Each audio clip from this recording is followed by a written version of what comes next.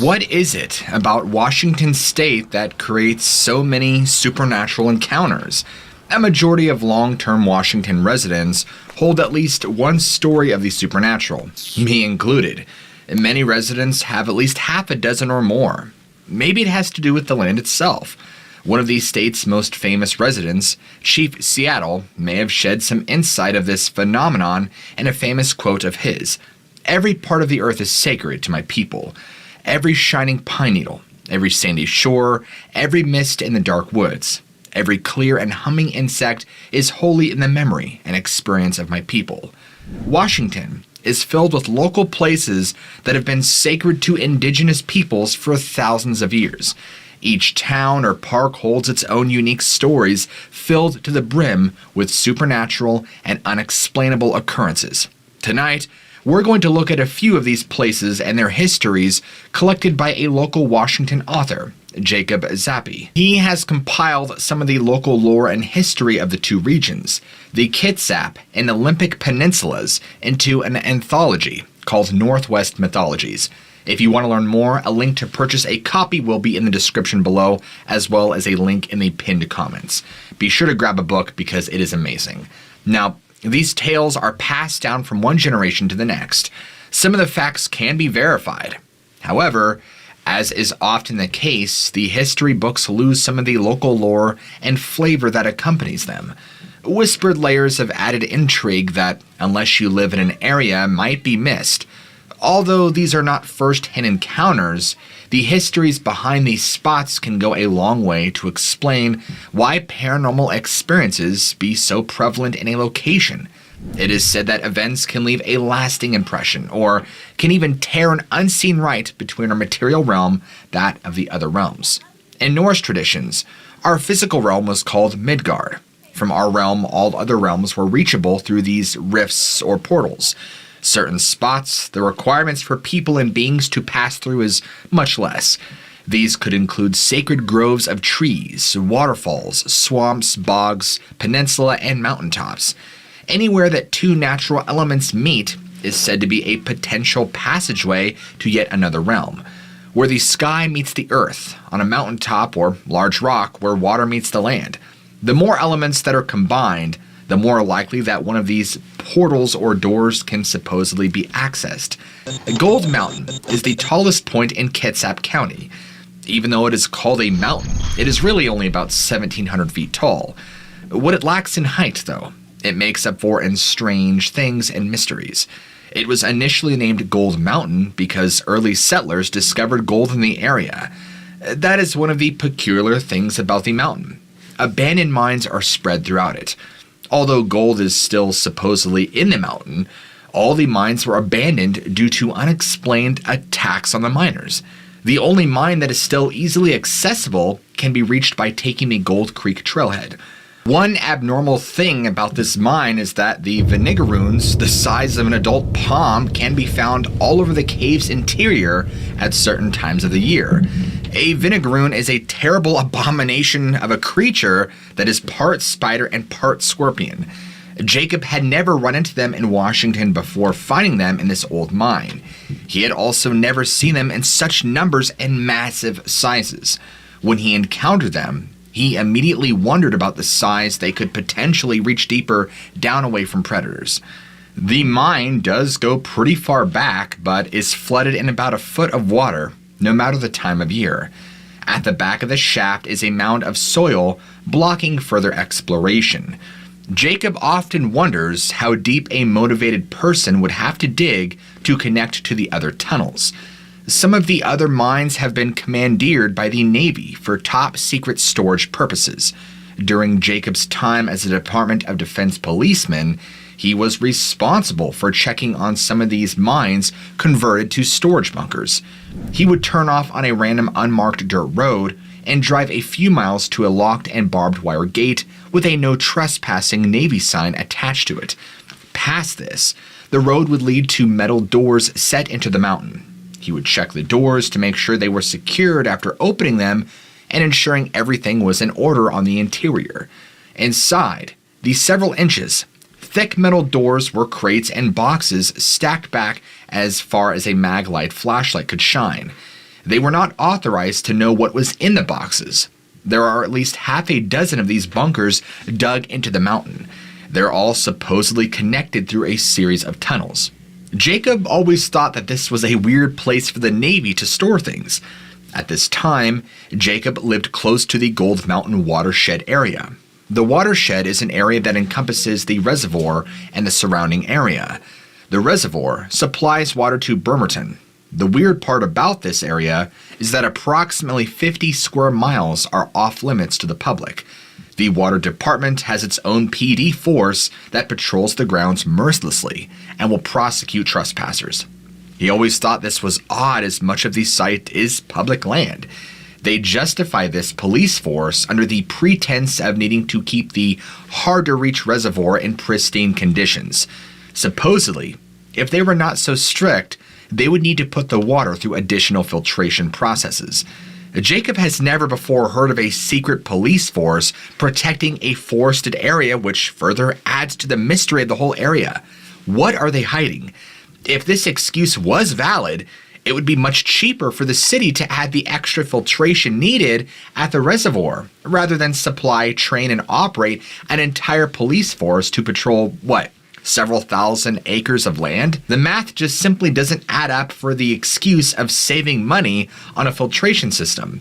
The police force is more likely there to protect the secrets of Gold Mountain from curious interlopers. Along the base of the mountain runs a rarely used train track. When in service, the Navy transports top secret material to the local military installations. These tracks are in poor repair, and Jacob thought that they had all been long abandoned. Many of the ties have rotted through long ago and are not structurally sound. Nails are regularly missing, and the rails themselves are a deep orange from all the rust oxidation. While Jacob lived in the area, he would often use them for trail running and hiking. He thought they were mostly abandoned, and using them made it much easier to explore. However, he did know that some of the tracks were used once in a while, as many in the interior looked like they had not seen use in decades. One day, as Jacob was walking the tracks, he heard a loud clattering coming towards him. Then, the tracks began rumbling and shaking.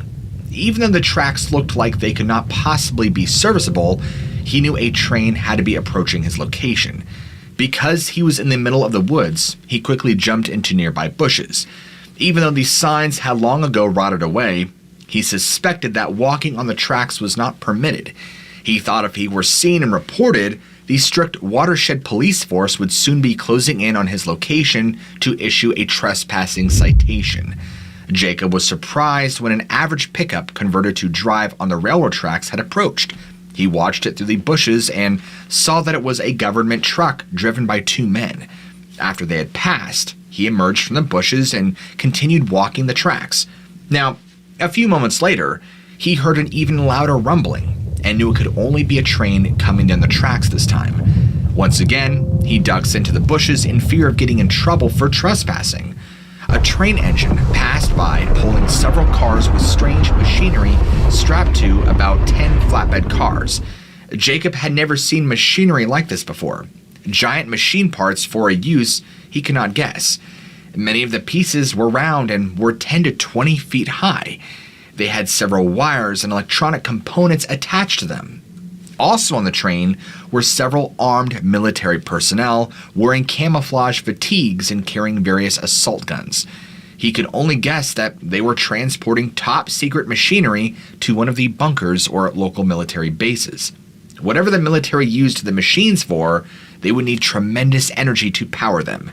It was weird to come across a convoy like this on tracks and going through the middle of the forest, especially since it looked like they had abandoned the tracks several decades ago.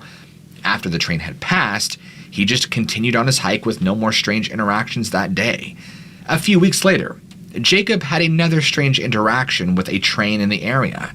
This incident occurred when he was jogging on the tracks across the highway from Gold Mountain Golf Course. He had jogged about 5 miles into the woods and had not seen another person that whole time. Then, out of nowhere, out came 10 boxcars on the tracks. No engine or workers were present. The train cars resembled cattle cars. They had holes to allow oxygen inside for the creatures held within to breathe. No one was around. There were also no roads across to access the area. He began to investigate the boxcars, and they looked like they had been there for several months, vacant. Jacob wanted to open them and see what was inside. He went to the door and found them secured with tamper tags. The military uses these metal tags to ensure cargo is not tampered with when it reaches the base. The only way to remove them is to break them off. If he was to remove the tags, eventually somebody would know that a person had looked inside. He thought about opening them anyway, but the danger and top secret signs all over the boxcars made him believe that that was not the best idea. Jacob thought he could hear something moving around inside a few of the cars. It sounded like clawed feet scratching the ground. When he moved around, he listened to the scratching noise coming from the interior following him. When he stopped and tried to peer in the cracks, the scratching suddenly stopped. Inside, peeking through the slits, he could only see darkness. He was startled when the scratching and movement was right in front where he was looking through one of the cracks. The creature in the car made a loud shriek and began violently rocking the whole car. He stumbles back in shock, swiftly continued on his jog at a heightened pace. As he increased the distance, he looked back over his shoulder to ensure that whatever he had heard inside the moving car had not jumped out. The boxcar was still shaking back and forth with a loud, shrill shrieking coming from inside. The cars quickly shrink from view. He had never run that far or fast in his life, and he knew he had to try and get away from that area. After that experience, he never ran on that part of the tracks again. In fact, it took Jacob several tries before he reached the dam at the reservoir. To achieve it, you must hike about 10 miles through unmarked log roads and the previously mentioned train tracks. The tracks and roads are very confusing. Many of them lead to dead ends after several miles. It can be frustrating after this happens a few times. A lot of backtracking is required if the right path is not known. In addition, they act as a makeshift labyrinth to keep unwanted people from reaching the restricted area. An added concern if the watershed police catch you. At the very least, you'll get a trespassing notice. At the most, they will turn you over to the sheriff for criminal charges. Finally, after several attempts and one trespassing verbal notice, he had reached the far end of the reservoir. The water was blue and beautiful. It was an aquamarine hue and crystal clear.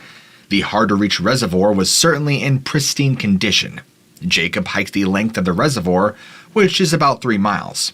And suddenly, he came to the Casad Dam. This thing is enormous and in the middle of nowhere. It is almost 200 feet high and is literally just in the center of the woods. Jacob was walking in a dense forest when unexpectedly, a massive dam appeared out of the foliage. No security was around and he could have quickly walked out into the middle of the dam. The only thing that stopped him was the signs saying the area was under video surveillance and the knowledge that a whole police force protected the entire area. Although the dam does not generate electricity officially. Having been up there, he saw structures that appeared to be large turbines and it has a massive spillway. That dam would generate vast amounts of electricity. A whole police force protects it that could potentially keep whatever it is making electricity for a secret.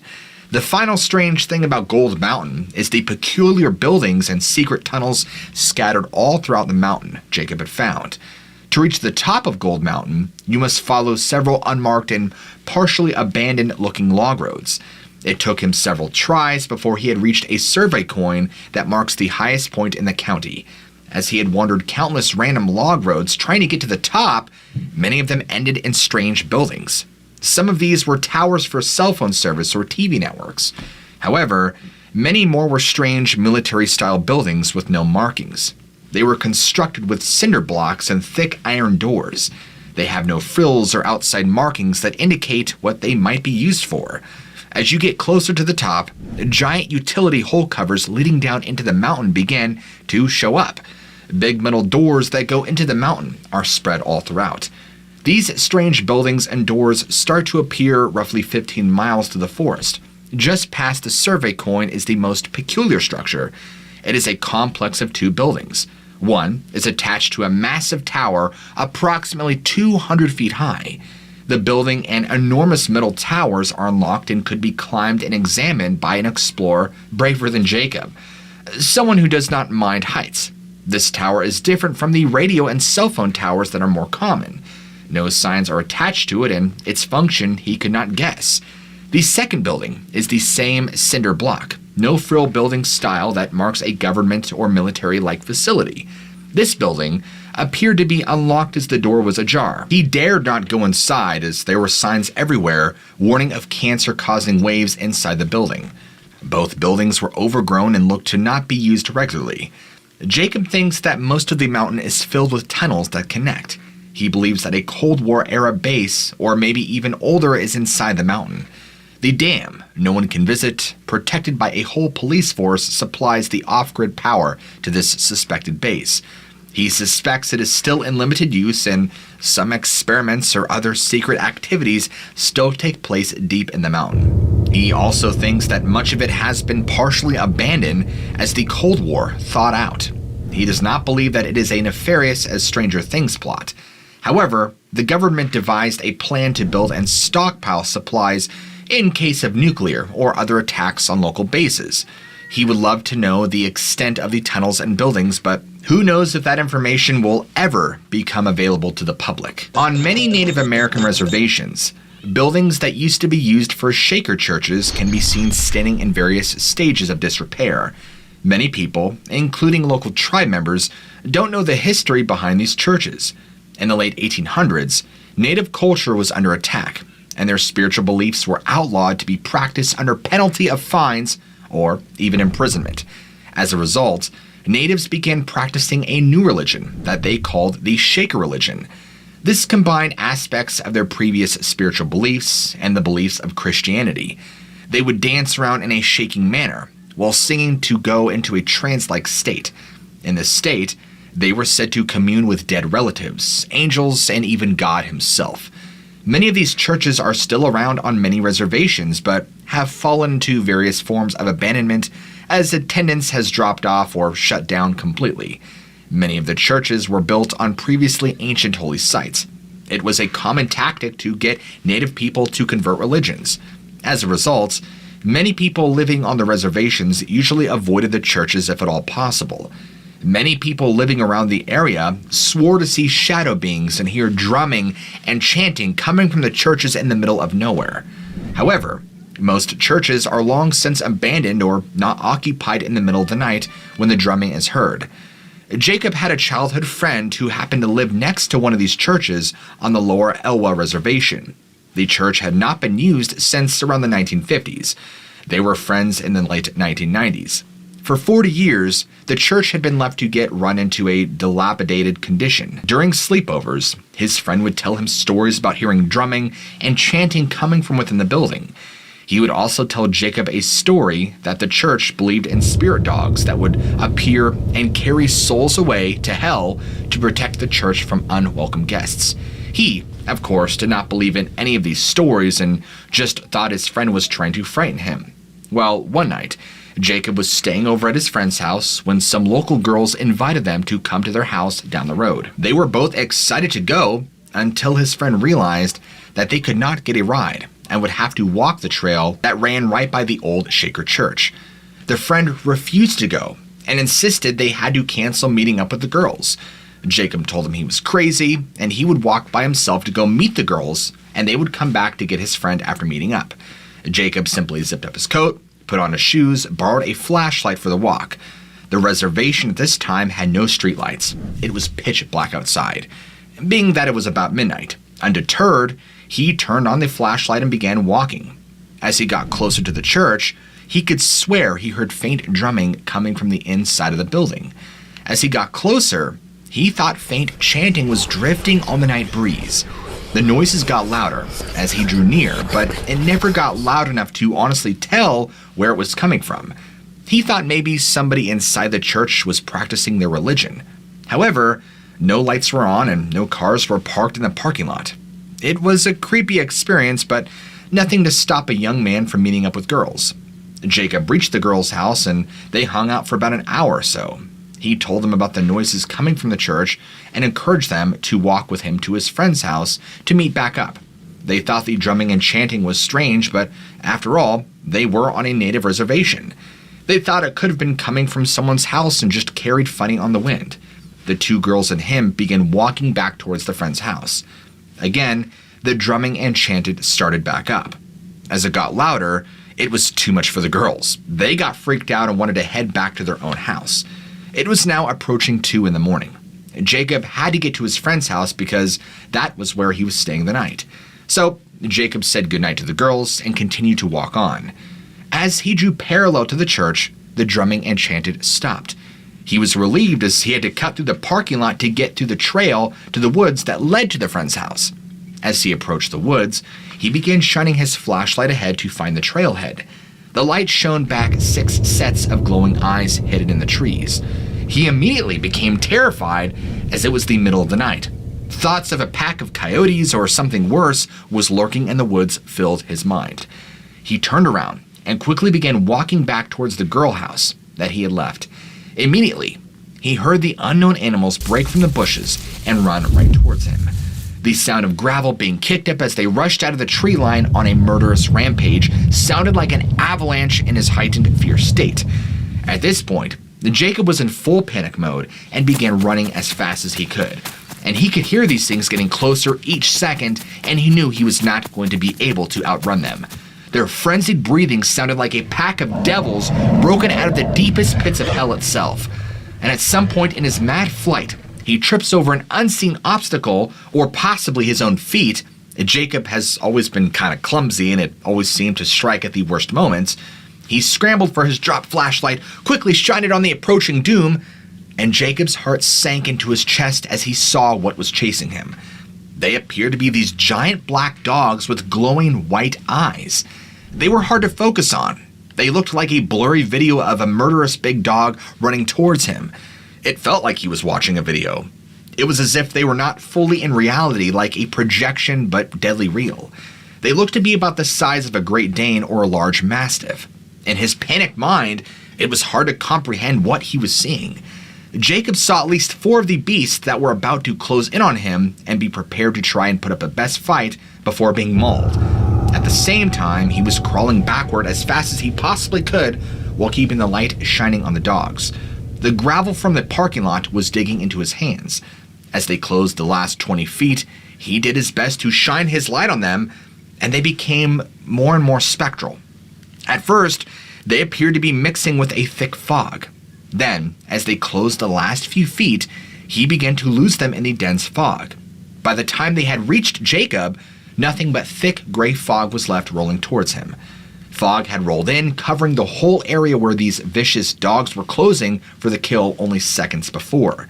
Jacob thought he had somehow lost them in the thick gray abyss. He imagined they were circling behind him for the killing blow, but after several minutes, everything was quiet and still. The fog even seemed to look less ominous now. He was left sitting covered in a lather of his own sweat. Jacob was relieved, but also in shock because the dogs seemed quite corporeal when he shined the light on them for the first few times, or at least real enough to pose an imminent threat. He looked around and saw that he was now a fair distance away from the Shaker Church, just on the edge of where the gravel lot had met the road. He got up, dusted himself off, and then took a much longer way to his friend's house rather than the route leading through the church grounds. Jacob never walked by that church again at night, and he also considers himself very lucky that he escaped the spirit dogs. He thinks that he just got far enough away from the rift that the church makes between the spirit realm. A few steps, a few feet less, crawled in a panic, backward, frightening haste, and the dogs might have been tangible enough to drag him to his death, or drag his soul to suffer in an unknown hell.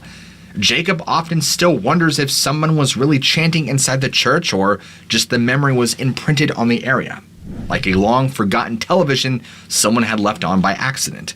He has not been to that reservation in over 20 years. One thing is for certain, he would never walk by that church again during the witching hour. Thanks for watching to the end. Why are there so many strange, scary, and beautiful things about the Pacific Northwest? This question ran through Jacob's head often once he left the area for a few years. When he lived in Washington, he never really thought about the sheer amount of local lore and strange things associated with so many local areas, as every neighbor or relative had at least a few stories. When he went to other states and even countries, he encountered some stories, but not nearly as many as he had heard and experienced while living in Washington. As far as he can figure, the local mix of Native Americans and the large population of Scandinavians in the region has made a unique environment for many stories to be made. Both cultures enjoy a good story and look to explain natural phenomena and the unexplained with stories and theories. Behind every craggy precipice is a lurking giant. In every fern-draped forest lies a fair folk home. In each dark forest stalks unknown creatures. Each long-forgotten bridge is a perfect home for trolls. But why don't more places have so many stories like these? Jacob often faces backlash from skeptics that claim that if there are so many prevalent occurrences in the state, why have they not experienced them themselves firsthand? After all, they have spent ample time in the wilderness also.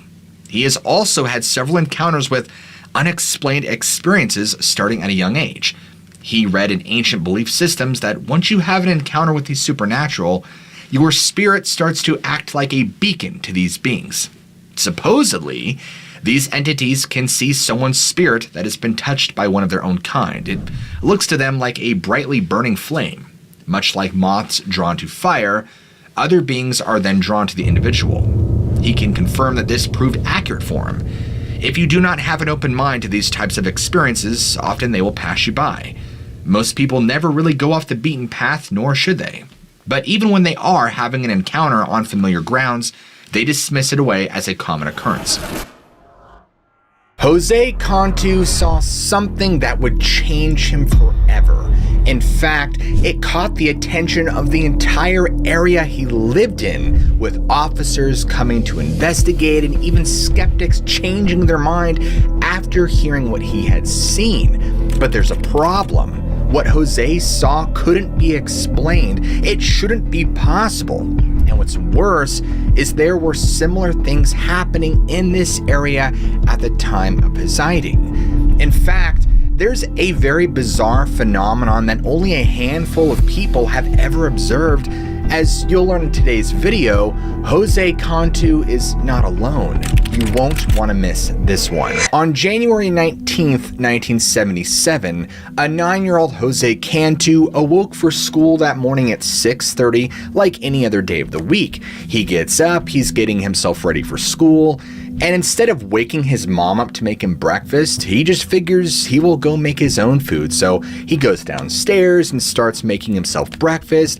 And as he's pulling out all the things he needs to make his breakfast with, like ingredients and stuff, he notices that there's something out of place. And movement has caught his eye outside the window in his kitchen. And there appeared to be people in his yard, but they were smaller than normal. So he does what any 9-year-old would do, and he rushes upstairs to go wake his sleeping mother and tell her, hey, there's people outside in our yard, do something.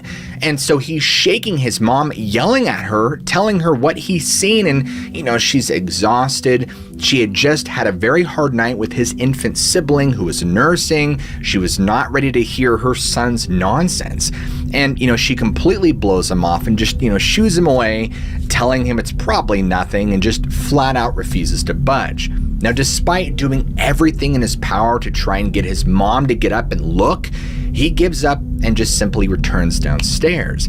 And he thinks to himself, you know what? I'm just going to go out and investigate this whole thing myself. And so he goes downstairs, he steps out into the yard, and is completely frightened by what he sees. These are strange looking men, and he couldn't make sense of what was going on or what they were doing. And now his fight or flight mode completely kicks in, and he races to the closest thing he could possibly hide in, which happened to be this old broken down washing machine that sat right near the far side of a shed. Although I'm not exactly sure why he didn't just run back into the house. And so he's able to kind of peek out and watch and make a couple of observations. So not only are these bizarre looking men completely out of place, but they show little to no interest in Jose at all. In fact, they seem more preoccupied with scouting the area, which they do shortly, and then they vanish entirely. Once the coast was clear, Jose would use this as the opportunity to dash back into his house, run back up to his mother's room, and you can imagine how any 9-year-old would be reacting to this and screaming at their mom, "Hey mom, hey mom, hey mom." And he's really trying to make his point to her of what he had just saw. But this, of course, only makes her angrier because as he's telling her what he just witnessed in detail, she just swats him away and explains that he merely dreamt it, or that he's just making up tall tales about spacemen or whatever it is he claims to have saw. Now, to humor her son, she did eventually step out of the house momentarily, but didn't see anything out of place, and so she just figured her son must have been desperate for attention that morning and wrote the whole thing off entirely. Well, that day during school, Jose is still completely flabbergasted by what he saw. It was so out of the ordinary that he just had to tell people, and so he's telling his friends and any of the kids or staff who would hear what he had to say. Diane Gomez, his teacher at the time, happened to overhear what Jose was saying, and immediately she was taken aback by this because she had always known Jose to be a very honest, hardworking, straight to the point kind of kid. And normally, a child wouldn't be able to create a story like this one that was so rich and full of details like Jose was claiming. Basically, she believed him and took him very seriously. Something was wrong, and because this was such an extreme tale, she took it upon herself to go and visit his house during recess. Now, things began to get strange very quickly. Remember that Jose's mom didn't buy his story, but after his teacher shows up along with the aide and hears from them that they believe his story and want to look around, she soon begins to sing a different tune altogether. And so they're all out in the yard and Jose is pointing in the spots where he saw these strange men from earlier. And now because the sun was positioned higher in the sky, because it's a little after 10 in the morning at this point, it gives much more light and they can actually see the evidence and begin to realize that he did indeed see something. In the ground, they spot strange indentations in sets of 3, exactly as Jose described it earlier, along with circular indentations that were clearly visible in the gravel. Jose's mom began to realize that something really strange really did take place that morning. And after Jose's teacher and aide left back to school, she calls over her neighbor, who was Irene Sanchez, to come and have a look herself. Now, it was here when Irene and her brother had come over to scour the property that they would find even stranger evidence to support Jose's story. In the back of the property sat a large 10-foot wide circular depression on the ground. And even more strange is that it appeared as if the grass in the center had actually been manipulated somehow by a vortex of powerful wind. And so the 3 adults didn't know what to make of all the strange evidence they were now finding in the backside of the property, but with things aligning with what Jose had told them earlier, they were about to soon find out. Now, none of this made any sense at all. This sort of thing doesn't happen to normal people. And then Jose's father would arrive home from work, tired and exhausted because it was the evening now and he had a very long day from work, and he too is summoned outside from all the commotion, and he is told the story and shown all the evidence from that day. And he too realizes that there's more going on here than meets the eye. Now, despite no one having a plausible explanation for any of this, the entire community of Hera begins to catch wind of this and eventually would capture the attention of Willard J. Vogel, who at the time was actually an officer of the Yakima Reservation. Normally, an officer from the res wouldn't take something like this seriously, but Vogel was huge into UFOs and strange unexplained sightings, and so this was right up his alley. And in fact, he had also dealt with cattle showing up mutilated in mysterious ways, so he did have experience in this sort of thing. The area in which they lived, the whole surrounding area of Yakima County, Toppenish up to Yakima and out towards west and east, is generally used for a lot of agriculture like apples and other fruits. There's also a lot of ranching, so this is a prime location for this sort of thing to happen. And once Vogel had heard Jose's story, he knew he had to find out more. So he goes to their property and he starts asking around and asking the parents about Jose, asking about his well-being, the property, all the usual stuff to try and dig and find out more. And Vogel decides to do some digging himself.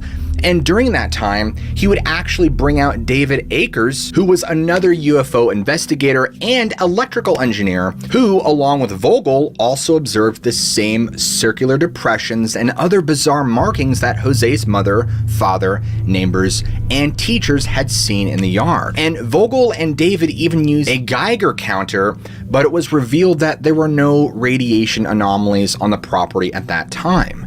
And so during all of this investigating, Vogel spent a considerable amount of time with Jose to really map out his story and what exactly he saw. In fact, he was even able to make a sketch based on what Jose saw.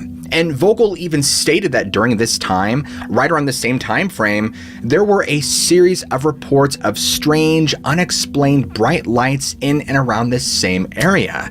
So what could all of this mean? Here comes the twist. This is what Jose claimed he saw that morning in 1977.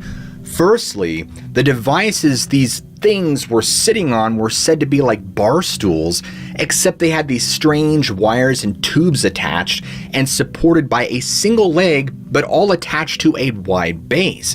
From there, these beings were able to rotate in any direction they wanted, and the bases contained what looked like countless small wheels. Nearby these beings were two large metallic objects, in which more pairs of these strange beings could be seen inside these crafts, sitting in what appeared to be vices.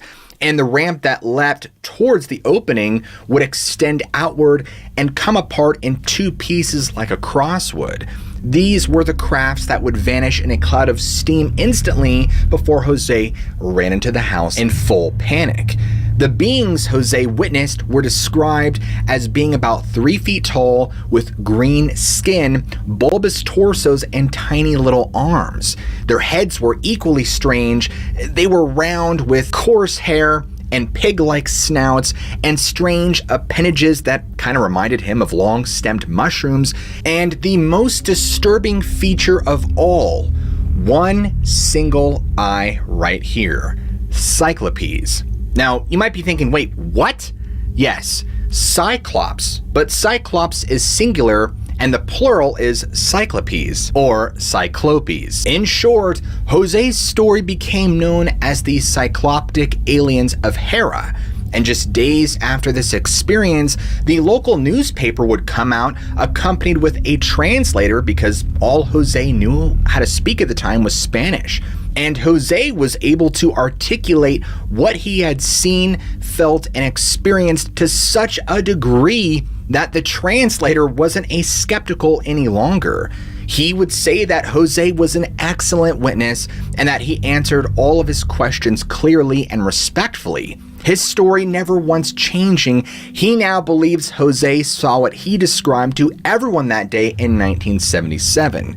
Now, clearly Jose saw something out of the ordinary that day, but if it was truly the Cycloptic aliens of Hera, we'll never know. On July 8th, 1957, Carl Gustav Carlson was busy tending to his garden that was right behind his little cottage in Stennis, Sweden. And so he's out there enjoying himself in the beautiful summer weather. Nothing particularly strange or out of the ordinary was happening, but something catches his eye that's off in the distance, and his reaction is to look, and he sees what looks like a shape, but he can't discern what, moving very quickly through the sky, and in fact, it's just moving above the treetops. But because it's moving so quickly, he only catches a glimpse of it before it lands on a nearby hill that's located on the other side of a nearby swamp. And so he's completely freaked out by this sighting, rushes inside, and tells his wife what he had just witnessed. Now, she's not sure what to make of his sighting, and he's on the verge of a full-on panic attack. And so while he's telling her this, he comes to only one conclusion, that he needs to go out there and investigate this to find out what it is.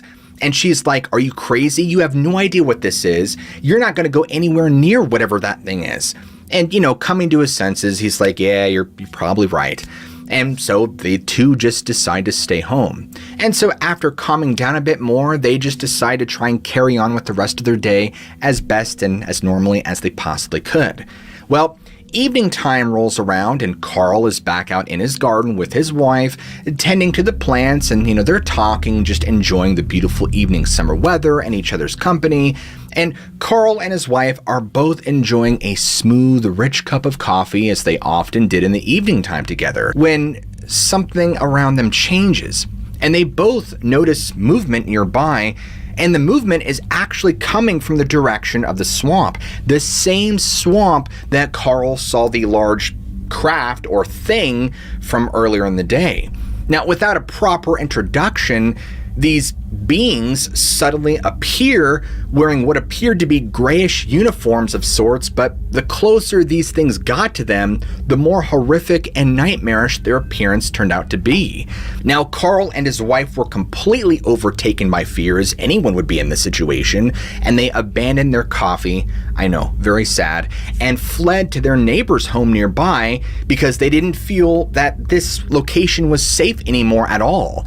Now, you could only imagine the reaction of their neighbors as they're pounding on the door begging to be let in, only to tell their neighbors what they had seen. And Carl and his wife were so shaken by this sighting, they even refused to look out the windows. And after a while, they were able to calm down finally and would return back to home.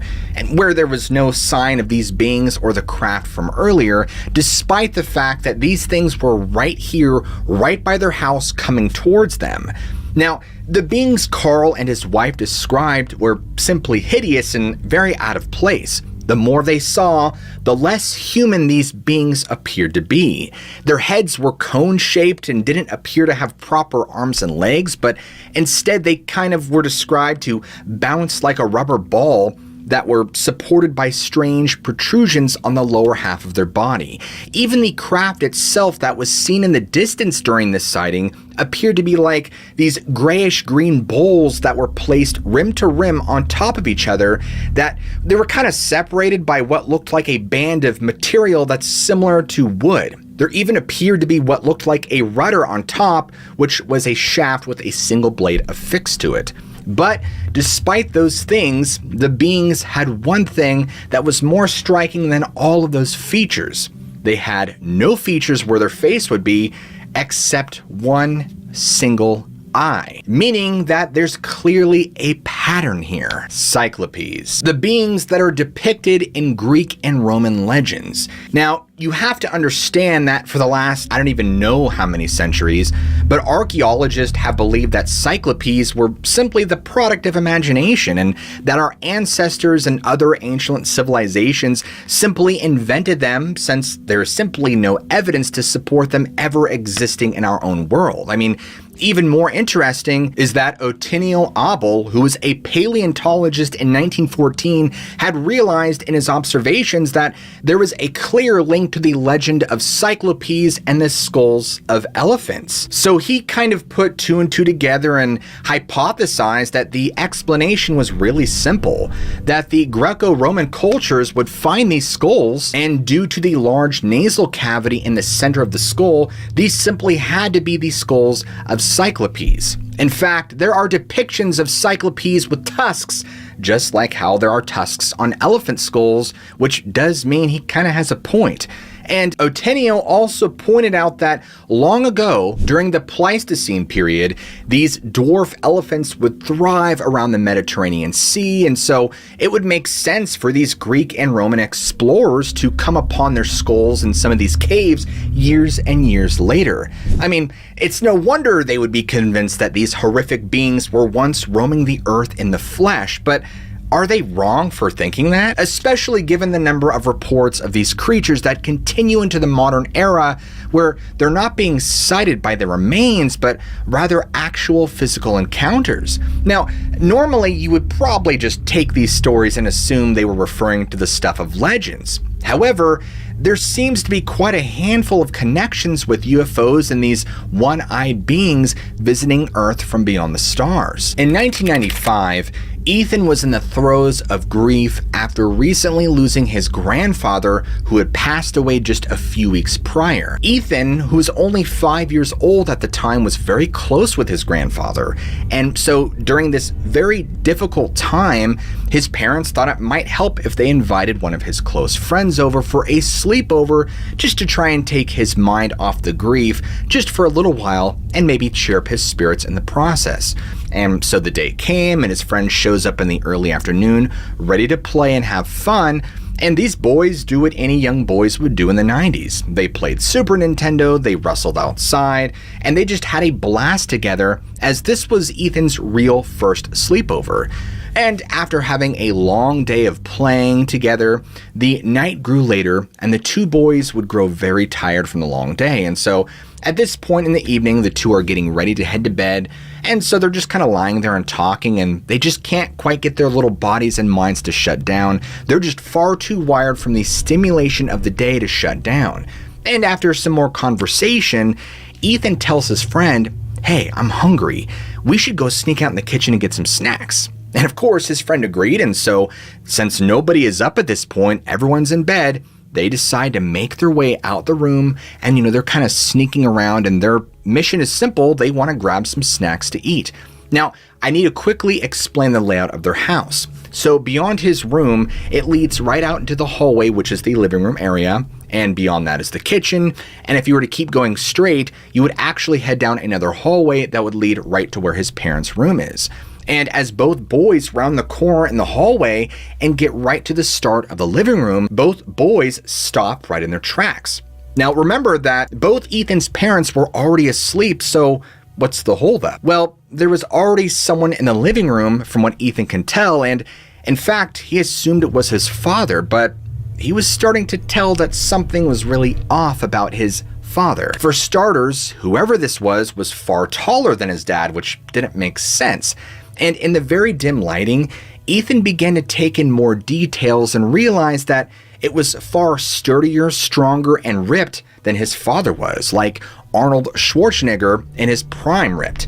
And the head didn't even have hair like his dad's did. It was bald, and every muscle was bulging and had large, broad shoulders, and nothing made sense.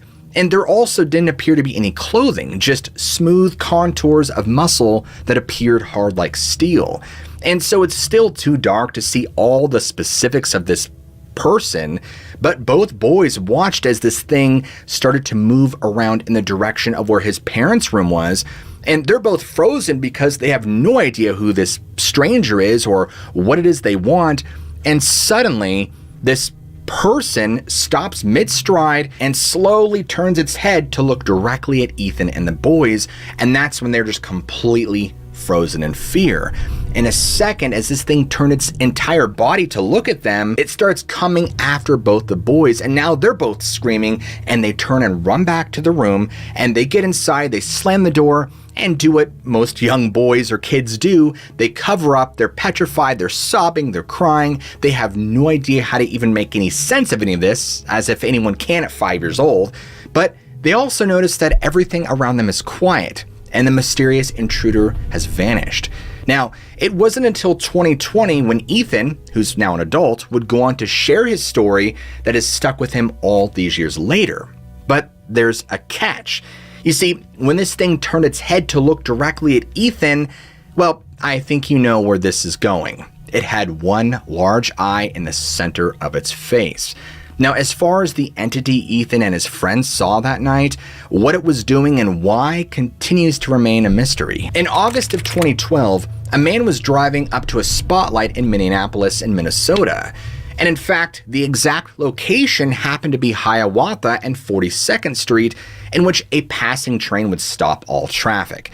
And so this man is just sitting in his car, letting his mind and eyes wander as he's trying to just wait for this passing train that seems like it's going on forever. I mean, we've all been there. It just feels like it's never ending. And so, he's just kind of like looking around him, and he's seeing the other drivers and seeing the other cars, and he kind of stops because he's taken aback by what he sees. So he sees this green minivan, but it's the person inside the minivan that really sticks out to him. The person driving the car was in a trench coat, and even though that's strange, it's not the weirdest part. The truly strange thing was the fact that the driver appeared to have this face that looked like something between an elephant and a cyclops. Hear me out here. The man who's citing this is literally trying to double take because he's like, wait, what? Like, this is so out of the ordinary. This is impossible.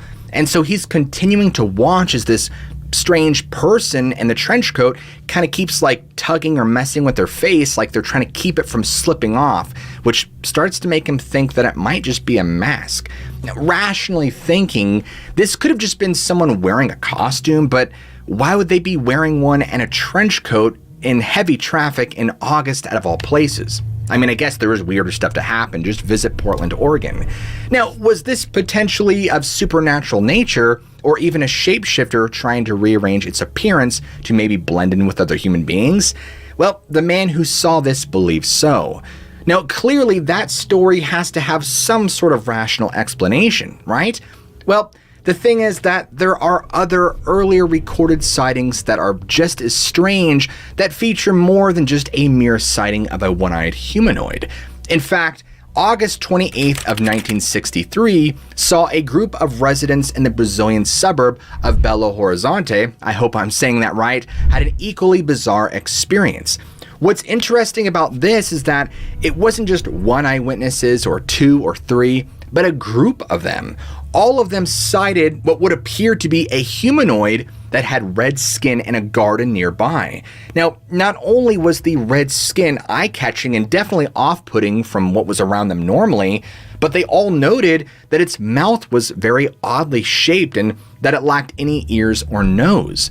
But like all the other stories told, they noticed one striking similarity, and that was one singular eye. And you could imagine just how startled and freaked out they must have been as they start making a ton of commotion because they're scared. And so one of the boys decides to try and grab this loose brick off the ground, and he pulls his arm back to try and chuck it at this thing's direction. However, before he can even throw this brick at this creature, all of them notice that this humanoid, or whatever you want to call it, activates something on its chest. I get it, this sounds like it's straight out of an X-Files episode, but it's what's reported. Whatever was on its chest, the device looked similar to that of a square lamp, and actually would fire an orange beam at this boy who was about to chuck this brick, and it instantly paralyzed him. And within seconds, right before all of their eyes, it just vanished entirely. It left nothing behind. Despite the absolute frenzy that this sighting caused, there was nothing to prove their sighting when they were later questioned by law enforcement.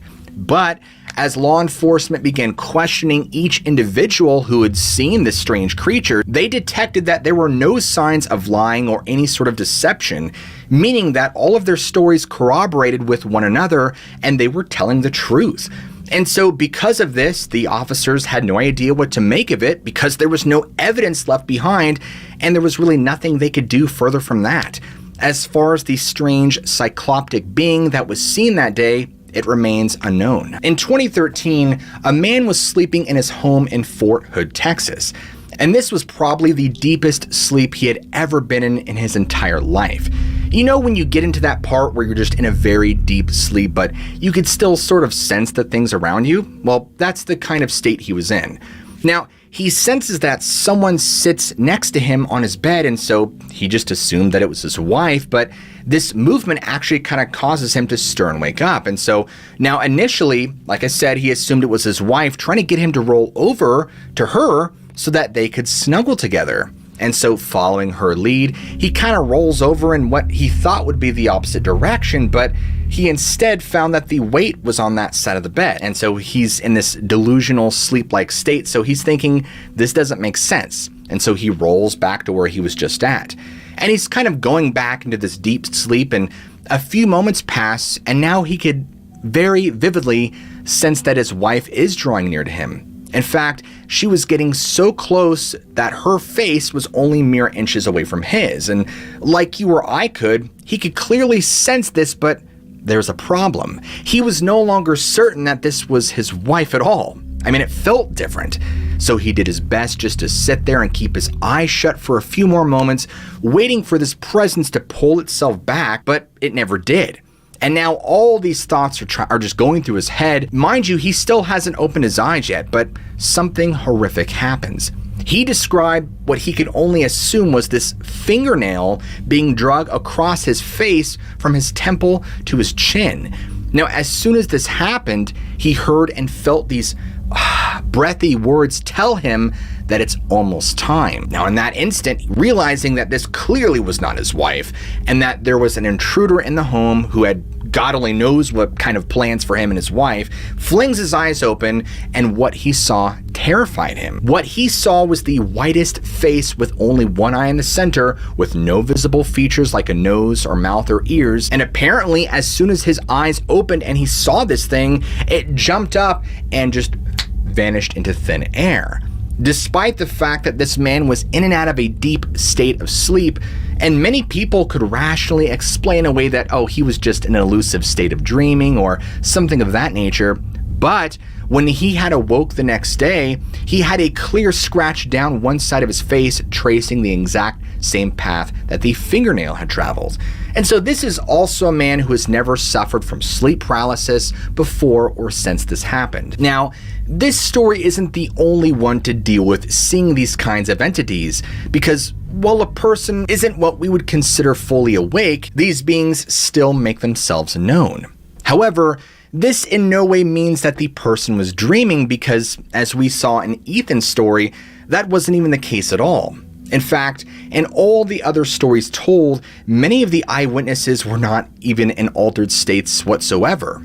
As far as the entity this man encountered that night in his room, it remains unsolved. While this last story doesn't necessarily involve the sighting of a one-eyed humanoid, it's still pretty creepy. On March 7th, circa 2007, a boy Randall was having a sleepover with a few of his friends, and so during the sleepover, these boys were doing their hardest to try and creep each other out by telling each other the most freakiest story they possibly could.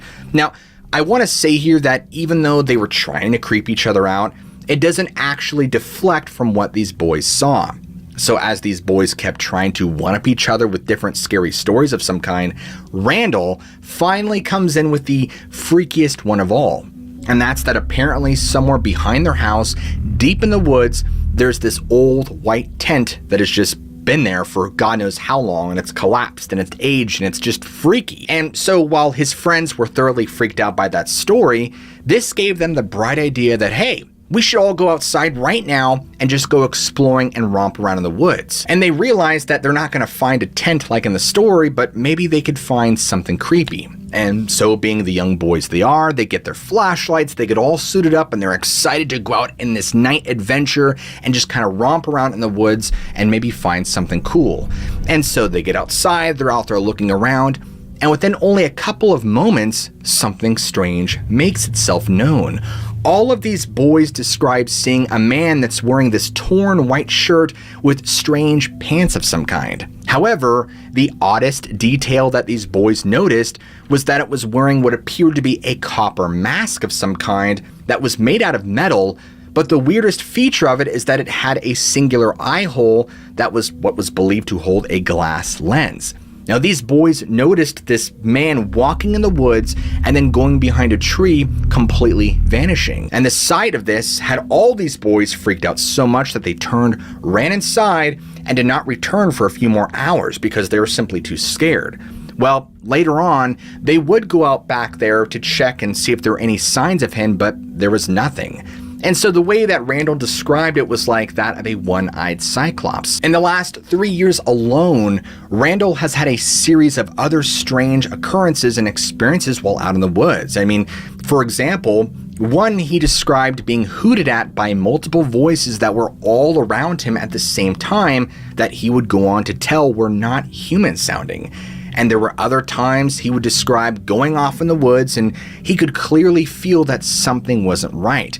That it was like he was being hunted by something, and it got to such a degree that he would actually run out of the woods fearing for his own safety, thinking that he would never escape if he did not leave right then and there.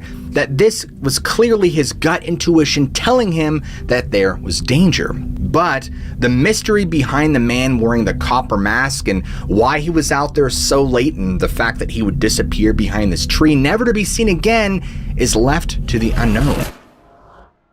All over the world, peninsulas are considered weak points between the material plane and other realms. Anywhere where two elements come into contact are considered potential areas to access other domains. These include natural features like waterfalls, cliffs, and wetlands, but peninsulas are especially strong because they're surrounded by water on three sides. Denizens are said to be able to access these areas with relative ease. Walking onto a peninsula or a spit is considered walking across a bridge into the supernatural realm itself when conditions are just right. Many of the places mentioned are peninsulas located on peninsulas, making them doubly powerful to transition to other realms, or they take place at another transition point on a peninsula. Native people often choose to make their villages in these places to commune with their past ancestral spirits, more easily of course. These ancestor spirits acted as guides or guardians and could deliver secret knowledge of true names. People, in general, are drawn to these areas because they create an energy that are drawn to live by. Even if they don't truly understand why they are drawn to that location, the added natural beauty enhances the power that can be felt as the breeze rushes by your face. When you watch the sunset over the ocean, it is easy to tell that this is a special place. By now, everyone has seen tons of shows that have people hunting for the legendary biped Sasquatch. Making grunting noises, banging large branches against trees are all common occurrences on these shows. Unsurprisingly, these shows usually yield little to no actual evidence. Something that these shows often overlook is the native stories of Sasquatch. Often, these stories date back hundreds, if not thousands of years, and for many tribes, the Sasquatch is less of a mythical beast and looked at as more of a fact of life. As a youth, Jacob had many close Native American friends who told stories of Sasquatch interactions. Oftentimes, these stories supposedly took place while fishing on traditional tribal lands. He was not so naive to believe these stories and would often call out his friends for fabricating them. They would become indignant when being called out, though. Several times, they would go ask their parents about the encounters for verification. On several occasions, these stories received validation from friends' parents. To his surprise, their parents and even grandparents would tell stories about Sasquatch that were presented as fact and not as a fictional beast. Jacob would ask the usual questions about where the corpses were. The response he would receive would be a question asking if he had ever seen a dead mountain lion. He had not. Even though he had spent almost every minute of free time in the woods, he had never even seen a living mountain lion in the wild. The tribal members asked him if he had never seen a mountain lion, what chance did he have of seeing a creature that could travel to the spirit realm to escape detection? Jacob has heard numerous stories about Sasquatch encounters from people in literally all walks of life. They could possibly not all be misidentifications, could they? For those of you that doubt these stories, he would say to spend some time in the deep woods and you will soon realize that hundreds of monsters could live in the woods without ever being detected. We have thousands of acres of dense forest that is mainly inaccessible. He read somewhere that roads and trails grant access to less than 10% of the Olympic Mountains. On some of the back roads, you can drive for hours and not see another vehicle. Sasquatches are said to like deep woods where people will not detect them. Sasquatch does not want to be seen and wants to be mainly left alone. Deep woods are pretty rare in Kitsap County. With that being said, a few spots have reported sightings. Local tribal lore is filled with stories and depictions of them in art form before the area was so populated. Reports have been filled with people seeing Sasquatch out by the Clearwater Casino and further down by the Point Casino. The Sasquatch sightings seem to be rare and not hostile. As the Kitsap Peninsula continues to develop, interactions with the cryptid might become more commonplace, or maybe the semi-intelligent beast has left the area and made its way to the less populated Olympic Peninsula. Sasquatch often migrate to areas as the seasons change or become too populated to stay hidden. Also, when too many people visit or build in the area, Sasquatch will retreat to less inhabited areas. This way, they can continue to live in their chosen isolated lifestyle. However, if not that many people are in the area, the Sasquatch will often try to scare the interlopers out of the territory. They do this by throwing rocks, breaking or shaking giant trees, or grunting very loudly. And Jacob has had several encounters with Sasquatch himself when he was a young man. He loved to spend as much time as he could in the woods when he could. And when he was about 18 years of age, he began to take up mountain biking. A friend and him would drive up a random road in the Port Angeles or Sequim area. There, they would drive the friend's truck until they found an old logging road. And there, they would spend several hours exploring the logging road and eventually ride back to the vehicle. They would do this several times a week and had covered hundreds of miles and not seen another living person on most of the rides. One weekend, they randomly chose Blue Mountain Road right outside of Port Angeles. They drove the truck up until they stopped seeing houses altogether. And after that, they went about another 20 or so minutes past the last house and found a long abandoned logging road gate. These gates are designed to keep out motor vehicles, but Jacob and his friend could easily lift their mountain bikes over the fence. They began riding in the isolated wilderness of Washington state. They like to start early, so this was about 9 or so in the morning. After riding for several hours, the friends agreed that they should look for a place to stop and eat lunch. Now eventually, they found an ideal spot in the form of a plateau that overlooked a valley. The view was excellent. They could see the ocean at an estimated 30 miles away. They ate peanut butter and jelly sandwiches and talked about how to get back to the main road following the easiest route. After finishing their lunch, the duo began to look around the plateau clearing. Nothing seemed to be amiss other than a giant pile of clamshells. Approximately 50 to 100 shells were stacked in a smelly heap. They both found this odd as they were about 30 miles from the nearest beach in the middle of nowhere. Nobody would come up here to eat a bunch of clams. The clams also did not appear to have been cooked. No fire pit was around, and they were pretty foul-smelling from being left to spoil in the sun. Jacob and his friend came to the conclusion that maybe seagulls or some other seabird flew up a few at a time from the beach and ate them on the plateau. Neither one of them had ever heard of seabirds behaving like this, and they were also not seabird experts, so they weren't sure what to think.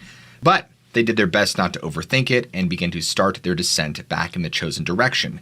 Now, years later, Jacob read that Sasquatches were known to weave baskets to hold various things. He had heard that one of the significant hypothesized food sources that could sustain a large creature would be the abundant shellfish in the area. 30 miles is also said to be a few hours stroll for a quick-moving Sasquatch. They are rumored to travel an estimated 10 to 20 miles per hour through thick brush easily. At the time, though, these shells were not a huge red flag to the friends. They continued riding for about another hour when Jacob noticed that he had gotten ahead of his friend and could no longer see him. He stops at the top of an embankment that led down a steep angle about 100 yards to many trees. These were pretty large trees, and if you were to hug them at your fingers, you would barely connect the back. He started to drink some of the water and wait for a friend. As he was waiting, he begins hearing a loud grunting noise coming from the tree line. The noise is hard to describe, but Jacob reported that it sounded like a giant gorilla. He has seen and heard bears in the wild several times. However, this was not a noise he had heard a bear make. Instead, it was more like a deep groan or guttural noise over and over again. And he listened for several minutes, wondering what was causing the noise in the trees. As he watched in shocked horror, one of the large trees began shaking violently just inside the tree line. It was just far enough to where he could not see what was doing the shaking. The fact that the creature doing the shaking was just out of sight immediately led him to thoughts of something wanted to lure him to the tree line. He could make out a few feet in the trees, but the dark canopy obscured the thing doing the shaking just enough that only black shadows were visible. The tree shaking and grunting both went on for a few more moments, and during this time, Jacob's friend pulled up on his bike, listened for a few minutes with pure terror. The blood drained from his face, and he began to ask Jacob what he thought was making the noise and shaking the tree so violently. He told him he had no idea, but had a pocket knife and a camera with him. So Jacob suggested that they should go and find out. Unfortunately, this incident was in the late 1990s, so neither one of them had a cell phone to record video. After thinking about it for a few moments, the friend called Jacob crazy and said that whatever was shaking the tree could easily rip their arms off. He then speeds off on his bike as fast as he could pedal. Jacob reports thinking about investigating by himself and sometimes still wishes that he would have gone down and seen what was making all that ruckus to this day. After sitting there for a few more minutes, he eventually thought the better of it and followed his friend out of the woods to safety. The logging road ended up bringing them to the top of O'Brien Road and very close to a childhood friend's house. The weird thing about this was that he would frequently tell stories about the woods all behind his house. He would claim that rocks would get hurled close to him from a far distance while playing outside, and when he would try to see who had thrown the stones, no one would be around. He and Jacob had played in those woods on several occasions, and strange noises of branches snapping would happen regularly. The feeling of being watched was constant. They often ran from the woods in full panic after hearing bizarre noises or seeing shadows moving just out of sight of their peripherals. After this encounter, Jacob's friend never went mountain biking with him again. Whenever he would bring up the incident, he would simply say that he did not want to talk about it. Jacob started to mountain bike on more common paths as, at the time, he had no desire for another encounter. Even though it has been over 20 years, Jacob has still not gone back to that area as he still has no desire for another interaction with Sasquatch. For all he knows, the site could be developed into houses now. The Sasquatch could have retreated further into the wilderness of the interior of the Olympics.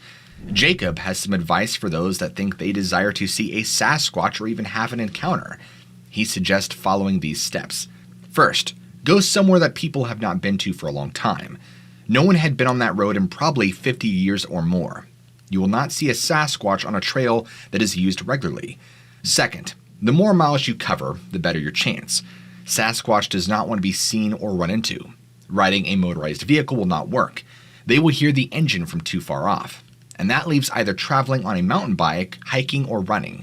The mountain bike will cover the most distance, and the third and final tip would be to go into an area they have been seen frequently before.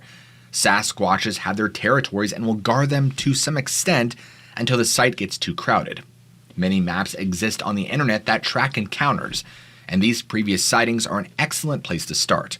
And Jacob even reported his encounter to one of these sites. Sometimes Jacob thinks he wants to run into another one, but then remembers the fear from that day alone. He knows that whatever was in those woods that day was not something encountered on a regular basis. That experience led him to believe that what was trying to scare him was intelligent enough to stay out of sight while getting its message to leave the area across very clearly.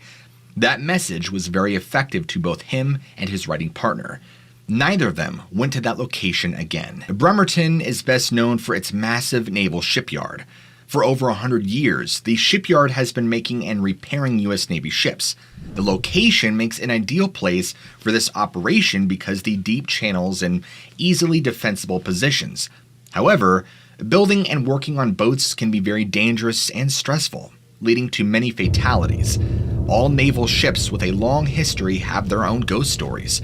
Sailors also tend to be a superstitious bunch that likes to tell sea stories to their shipmates during the long, isolated hours at sea. Jacob knows of 3 ships that were or are still in Bremerton. 2 of them he has had first-hand experiences with strange, unexplained occurrences. As to why so many sailors report haunted ships, there is a lot of speculation. The following reasons make the most sense to Jacob. First, souls have a hard time finding their way to the realm of the dead through metal. Electric fields disrupt this ability further. Ships have metal bulkheads with charged electric wires running throughout. All these factors combine to make it very hard for the souls of sailors who die below decks to find their way out to the spirit realm. The second and most horrifying is the violent nature in which most of these sailors perish. In Scandinavian traditions, when someone meets a violent death, their soul can become a wraith. Wraiths are trapped where they die, possibly forever until they complete unfinished business. They are also said to be able to put to rest by holy people of various religions. Wraiths appear as dark shadows. They almost look like they are wearing long dark cloaks that trail behind them. However, wraiths are not wearing a cloak. It is their dark, shadowy energy trailing from them in tattered wisps. With a close enough inspection, they can also appear to have a spectral, skeletal face. they may have the slightest hints of flesh attached. Wraiths also hate the living, and can actively seek to drive them from the area they are trapped in, or even hurt people as they are able. As time passes, they are said to become more hateful and violent on the living as they grow more resentful. Oftentimes, places will become entirely abandoned if the hauntings get bad enough. The first haunted ship in the area, and the most well-known, is the USS Turner Joy. This ship was commissioned in the 1950s and served mainly during the Vietnam era. It was involved in the Gulf Tonkin incident that was the catalyst for starting that decade-long war. It was decommissioned in the 1980s and now sits in Bremerton and usually acts as a naval museum. Once a month, ghost tours are offered to the public on the ship, but Jacob has never been on the ghost tours. He tries not to mess with supernatural elements.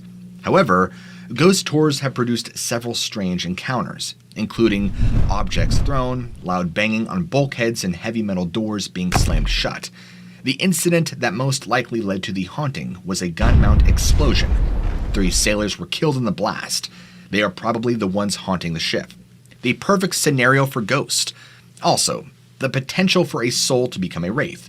The souls have unfinished business firing the gun. They suffered a violent and sudden death, and most importantly, the sailors' souls are trapped in the metal structuring, with the electrical current being active throughout the ship, thus preventing them from escaping to the spirit realm. Overnight tours are also offered, as with most ghost experiences, most of the activity takes place during that transition hour when the veil between the world of the living and the dead is said to be the thinnest, also commonly known as the witching hour. These are the hours between 2 and 3 a.m. This is the time where witches are said to do their spells and could more easily communicate with spirits of the underworld. In addition, the spells being cast were said to be more potent, as some of the spiritual energy from these realms could transfer into these spells. It is also the time when most spirits or otherworld beings are active. As with most ghost experiences, most of the activity takes place during that transition hour. You are cautioned to first know the risks associated with wraiths and ghosts. They can attach themselves to visitors and follow them to their homes, where the haunting will continue. The people that have gone on these tours tell that they're pretty scary, with most experiencing some kind of supernatural activity of their own. However, if you are into ghost hunting, this experience offers one of the best chances of coming in contact. The second haunted ship that Jacob has had personal experience with is an active duty ship, the USS John C. Stennis. He worked as security for the boat and spent most of his time on the night shift. Although no major incidents occurred like on the Turner Joy, several of his shipmates did die throughout his years on the ship from accidents and suicides.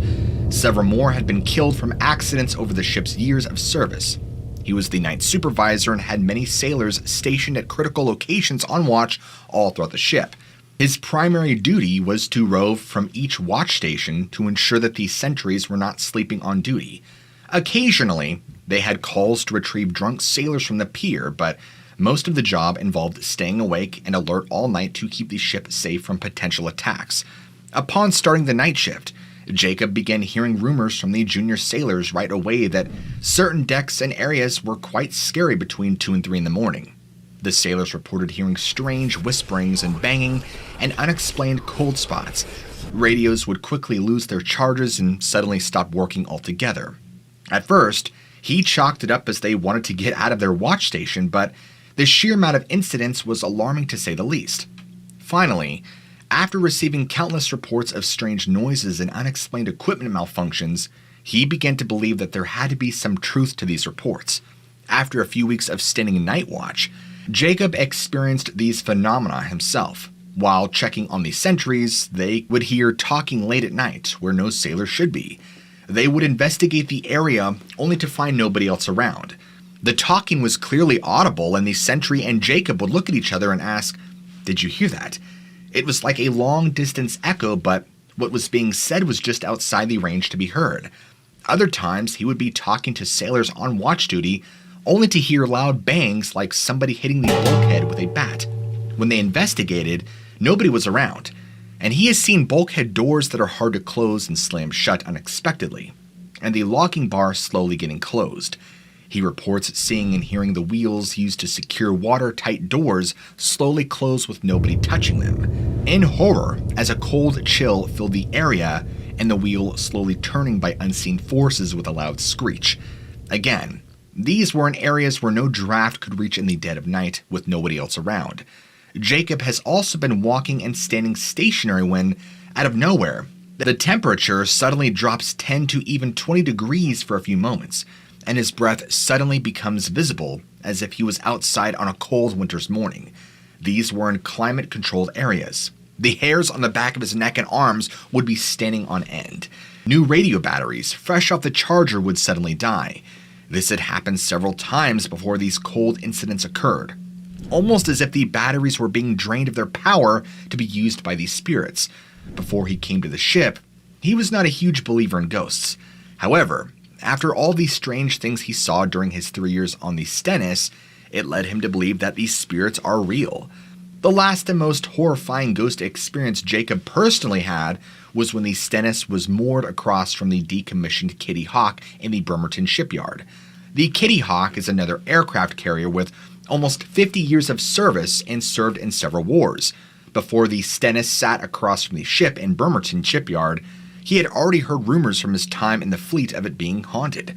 Whispers of sailors being attacked, and they would get slammed into the bulkheads and scratched by unseen assailants. Screams were said to be heard in the night, waking up the crew. When they would investigate, they would not be able to find anyone. The hauntings were said to have begun when a fire had broken out on the ship in an engine room.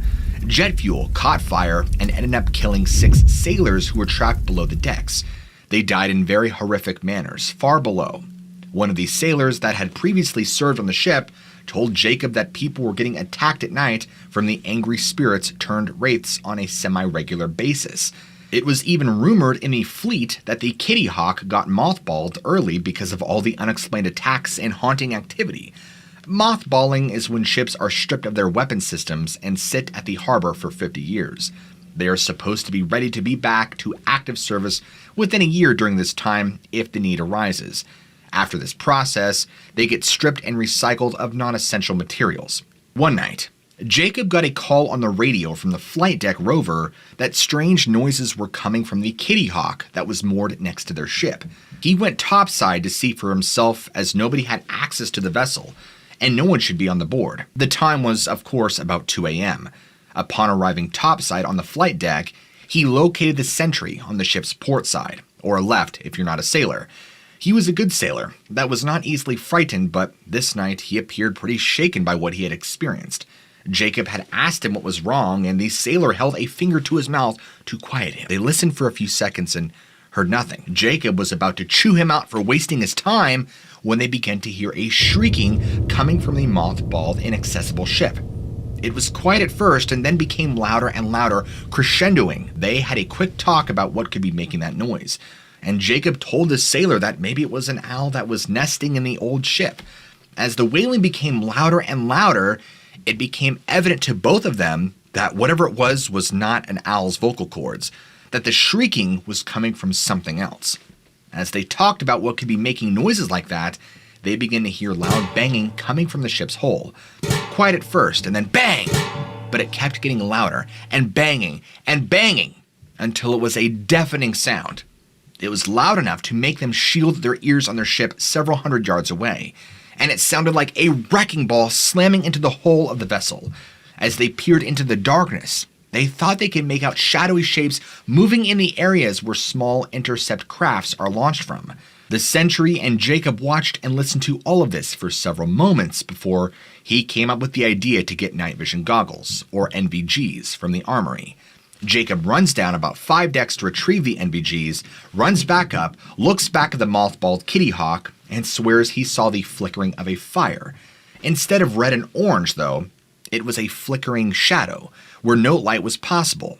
He put on the NVGs, and with shaking hands, as the green glow of the NVG filled his eyesight, he looked, expecting to see the bright green light that would indicate living body heat, but what he saw were dark, shadowed spots moving about, almost as if they were wearing cloaks. They were not actually wearing cloaks, but appeared to be shadows trailing wisps of darkness behind like tattered clothing, billowing in the wind behind them. Then, what Jacob was looking at had to be wraiths. He watched for several minutes as these strange wraiths moved back and forth. He then handed the NVG to the junior sailor to have a look, and he looked for a few seconds and had had enough. This whole thing lasted at least 30 minutes before everything began to slowly get silent again. The shadow wraiths slowly faded away, and the noises got quieter until only the dark of night and silence had remained. Jacob did not enter the experience into the watch logbook or report it to his superior petty officer on the day of shift, who would honestly believe his story. And even if they did, what could be done? He knew that no one had any way to get on the Kittyhawk that night. And even if somebody did, all the things he saw and heard would be very hard to fake. He did talk to many other shipmates that reported hearing and seeing many strange things coming from that ship. Maybe when the Kittyhawk finally gets broken down into scrap metal, the trapped souls can find peace in their afterlife. Recently, the ship was tugged to Texas to be disassembled for the scrap. This is bittersweet, as the boat has been involved in many historical events. With the ship getting cut apart, maybe all the trapped souls can finally find their way to rest peacefully in the spirit realm. These are just a few stories of the supernatural entities from a region chock full of so many tales that many people are frightened to go exploring off the beaten path. The hope of these stories is to not frighten, but to get people out and exploring, to ignite viewers' passion for looking into the unknown and the Fortean, to sling a pack over their shoulder to go look into their own local mysteries. Listen to stories told by their elderly relatives.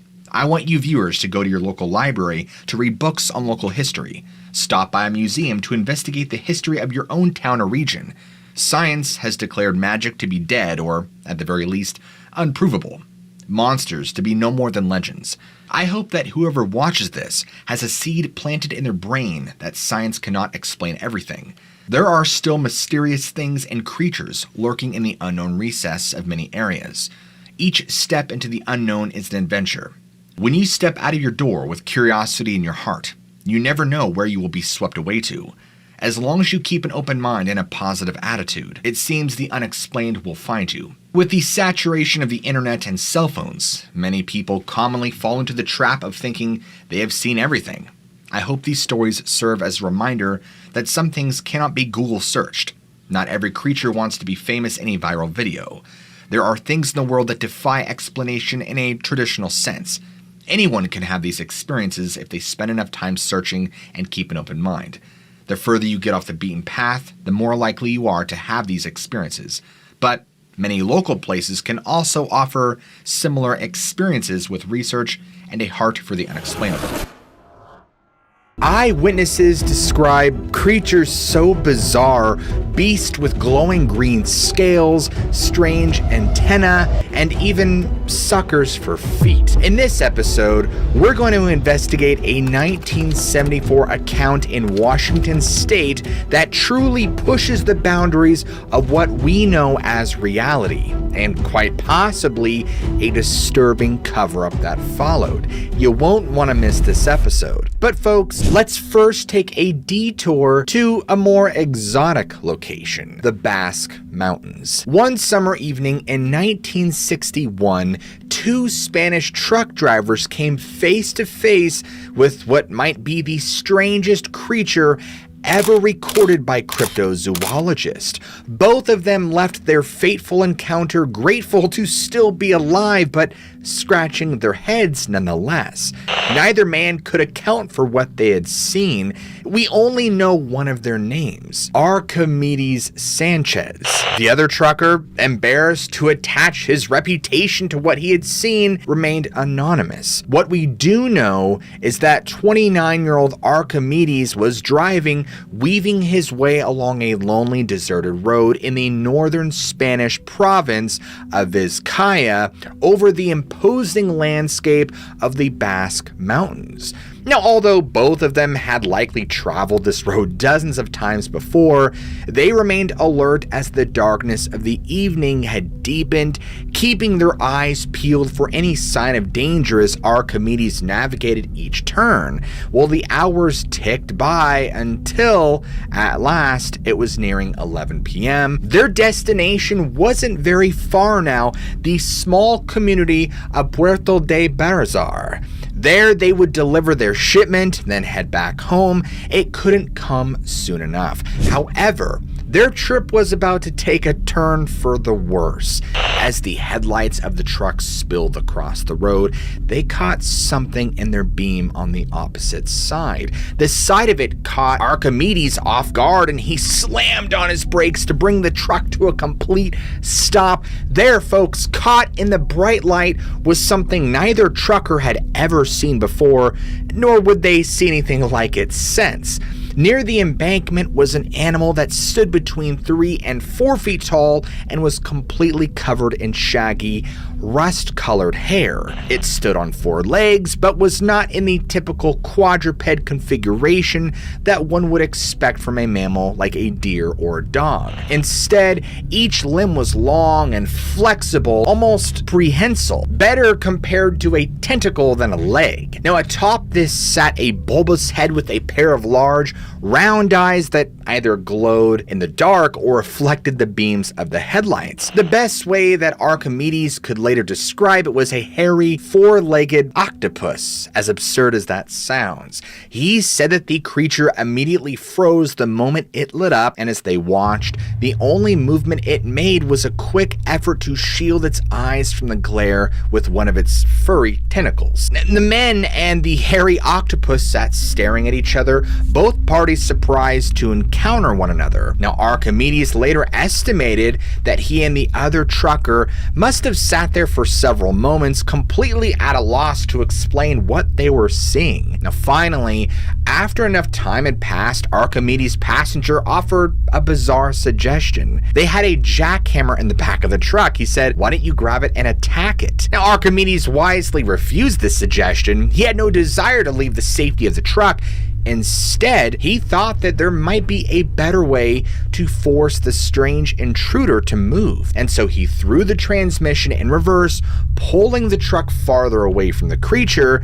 And when he felt he had put enough distance between the vehicle and his target, Archimedes slammed on the gas, driving straight towards the hairy octopus. He then hit the brakes, preventing a collision by mere feet. Well, the beast won this game of chicken. It refused to budge. Archimedes tried this tactic several more times, and at one point, another vehicle actually passed by this strange standoff, but apparently didn't notice the out-of-place critter lurking by the roadside, as it neither stopped nor even did so much as slow down. Now, after charging the hairy octopus again, Archimedes realized that there was no hope of scaring it away. I mean, how do you scare away a hairy octopus? Now, short of stepping out of the truck and taking more direct action, that idea appealed neither to Archimedes nor his passenger. It was coming closer and closer to midnight. They had a deadline to meet. The best thing to do, they decided, was to simply continue about their business and hope that the monster remained in place as it had for the truck that had already passed without incident. This time, after backing up, Archimedes turned past the hairy octopus, leaving it in a cloud of dust. Now, they finished their job and returned home for the evening, shaken but unharmed. Now, when Archimedes Sanchez later shared his story with researchers, so much time had already passed that there was no hope of obtaining any physical proof of their experience. Now, in the years since its appearance, this cryptid has been given the name of octoquatch, a name jokingly suggesting that it is a hybrid combination of an octopus and a Sasquatch.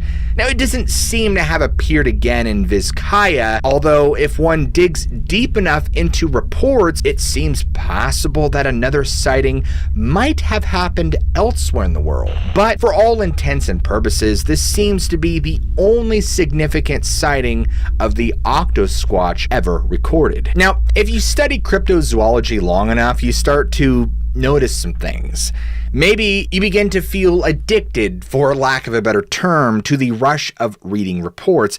But as we read the books and watch the documentaries, some of us seem to notice another emotion creeping in. It isn't quite boredom per se, but that high that you felt hearing your first credible Bigfoot report starts to lessen more and more, and you start to crave something a little stranger, a little more exotic, if you will, something you haven't heard before, and no, not man, bear, pig.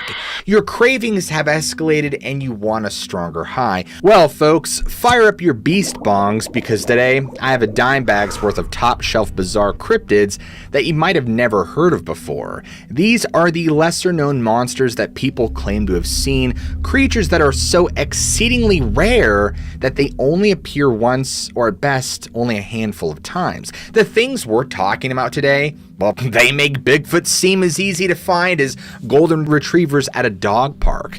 Now, our first underreported cryptid goes by the amusing name of the Crazy Critter of Bald Mountain. No, we're not talking about the end of Fantasia here, folks. We're talking about Bald Mountain in Washington State.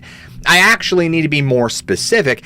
As it turns out, Washington has 15 peaks labeled Bald Mountain. So this particular location is one of the lower peaks, only standing around 3,600 feet near Newaukum, which I should elaborate, that's actually a lake. Now, initial reports put the location of the sighting roughly about 20 or so miles east of Chehalis, but subsequent follow-up from researchers suggests that the site was actually another 20 miles further away. A number of residents in Lewis County reported something strange in the skies over Washington on the night of November 14th, 1974. No one could quite agree on what it was beyond the fact that it seemed to be a fiery object that came down from the clouds on a collision course with Earth. Now, whether or not it was a meteor or even connected to subsequent sightings of the creature remains unclear. However, we do know that within a week of this occurrence, 3 people from the area reported run-ins with one of the strangest things they had ever seen, the Crazy Critter of Bald Mountain. Now, initial reports describe the cryptid as roughly the same size, proportions, and configuration that one would expect from a horse. However, the similarities ended there. Instead of a characteristic horse's profile, the beast bore a football-shaped head topped with a pair of antennae. Its entire body was covered in a layer of scales, and its forelegs were so flexible that they almost resembled tentacles. Instead of feet, the Crazy Critter of Bald Mountain walked around on suckers. A grocer from Seattle by the name of Ernest Smith was the first person to see the creature, and he stumbled upon the creature while deer hunting and claimed that it gave off this green iridescent light. Other witnesses compared this to a neon sign in the fog. Now, according to researchers, the second set of witnesses spotted the Crazy Critter of Bald Mountain after Ernest, but before the story reached local newspapers. Now, Roger Ramsbaugh of Tacoma and his wife claimed that they were traveling along State Route 7 one evening when they noticed an eerie glow from the side of the road. As they drew nearer, they saw a beast that, when later shared, agreed precisely with Ernest Smith's description, right down to the antennae on its head and the suction cups on each foot. Now, subsequent depictions of the Crazy Critter of Bald Mountain sometimes include a beak and ant-like eyes, though it is unclear whether or not these additions have any basis in eyewitness testimony at all. Now, as so often happens, news of these unusual sightings hit the local media. After reading about the story in the newspaper, Lewis County Sheriff William H. Wister took an interest and began his attempts to follow up with the witnesses. He wasn't able to, or more accurately, wasn't allowed to. Now, as the story goes, Sheriff Wister was actively discouraged from investigating the sightings. Now, that's odd. Sounds a little bit like the recent Miami event that actually happened. The resistance came from a swarm of individuals who descended upon Lewis County, all claiming to represent various government agencies from the United States Air Force to NASA. Despite this, none of the people from out of town wore any uniforms, nor did their clothes clothes bear any insignias. What they did have, however, were firearms which they displayed openly. Locals assumed that these were authorities from McChord Air Force Base, which sits only about 33 miles north. It was impossible to say. The only thing that can be said for certain, in fact, is that the story of the crazy critter of Bald Mountain died shortly thereafter. If there were any other witnesses, they either remained quiet or were silenced entirely. If there was any evidence obtained, it was confiscated. And if the creature was indeed real, it either vanished into the forest, fled to its homeworld, or as many suggested, was captured by the mysterious men in black-like figures that found their way to Bald Mountain. Now, from Bald Mountain and Newaukum Lake, we travel 62 miles north to the Seattle suburb of Bremerton in Kitsap County. Like so many of the Seattle metro area, it sits on the water. In fact, Bremerton is home to the Puget Sound Naval Shipyard, as well as the annex of Naval Base Kitsap. It was 1948, and in the post-war era, the town was still booming from an influx of workers seeking employment in the shipyards. Among the citizens was the Virginia Staples, who would confront the unknown in her apartment building's basement. It was September, and Virginia had just headed downstairs to where the laundry was located. Now, as she descended deeper, she once again remarked to herself on the size of the apartment building's basement. Since the neighboring structures were so large and crowded so closely together, the basements beneath were absolutely enormous. This, however, did not mean that they were in good shape. The masonry was in bad need of repair, so much so that the walls separating her building's basement from the basement of the adjoining apartment complex were pockmarked by massive holes. Some were so large, in fact, that rumors had spread, perhaps fueled by the apartment managers themselves, that somewhere beneath their feet lay a passageway that stretched from the basement all the way to the shore itself. There may have been some truth to it, as the basement was always dank and wet. Now, Virginia never dwelled on that much, and certainly it was the thing furthest from her mind as she would head down the stairs, laundry basket full of clothes in one hand, detergent in the other. Yet she would have done well to have taken heed. Virginia eventually shared what happened that day with late paranormal author Mark Chorvinsky, who reprinted her encounter in an issue of Strange magazine. Virginia would say this: "There was a washer and a wash tub and a clothesline, and on this particular day, I had gotten my clothes all hung up, but I kept feeling someone was staring at me or looking at me. It was such a creepy feeling. I finally turned around, looked towards the back of the basement, and froze. I was so scared I could still feel it. I couldn't move. In one of the huge holes in the basement, there stood this thing. Oh, it was horrible. I stand 5 foot tall, and this creature was as tall as I was. It had a bright orange-colored body and little spidery thin legs and antennae on its head that kept moving back and in and out. That thing started towards me. I backed out of the basement and got up to my apartment, and I packed all my things and moved. I was so scared, I moved over to Seattle to my cousins. I went to an aquarium to see if I could see anything that looked like what it was. And the only thing I could find that looked anything like it was this tiny little shrimp. But it just doesn't make sense." Did Virginia Staples really see a gigantic shrimp, an oversized crab creature, emerge from a massive hole in her Bremerton basement that day in September of 1948? Well, it's worth noting that Rob Morphy of the Cryptopia website says that Virginia was clearly emotional in the recorded phone message that she left with Mark Chorvinsky. She clearly breaks down into sobs at several points. She also appeared to be traumatized by her sighting for years afterward, her sleep filled with nightmares of the gigantic crustacean reaching out to her. What was it? An overactive imagination, a military experiment escaped from the naval base, or something else entirely? The creature that Virginia saw, sometimes called the Bremerton monstrosity, has become something of a minor cryptozoological celebrity, nicknaming it Shrimpy. The creature has been adopted as a mascot by the website Liminal Earth, which serves as a Google Maps-based catalog for documenting strange sightings throughout the world. Another lesser-known, much more recent cryptid sighting actually took place on America's west coast, although much farther to the south. In June of 2007, a witness who went by the name of Lurpa stepped forward to share a story that she had heard from several trusted friends. According to the person who shared the story, she went out bar hopping in the Los Feliz neighborhood of Los Angeles, California in the fall of 2005.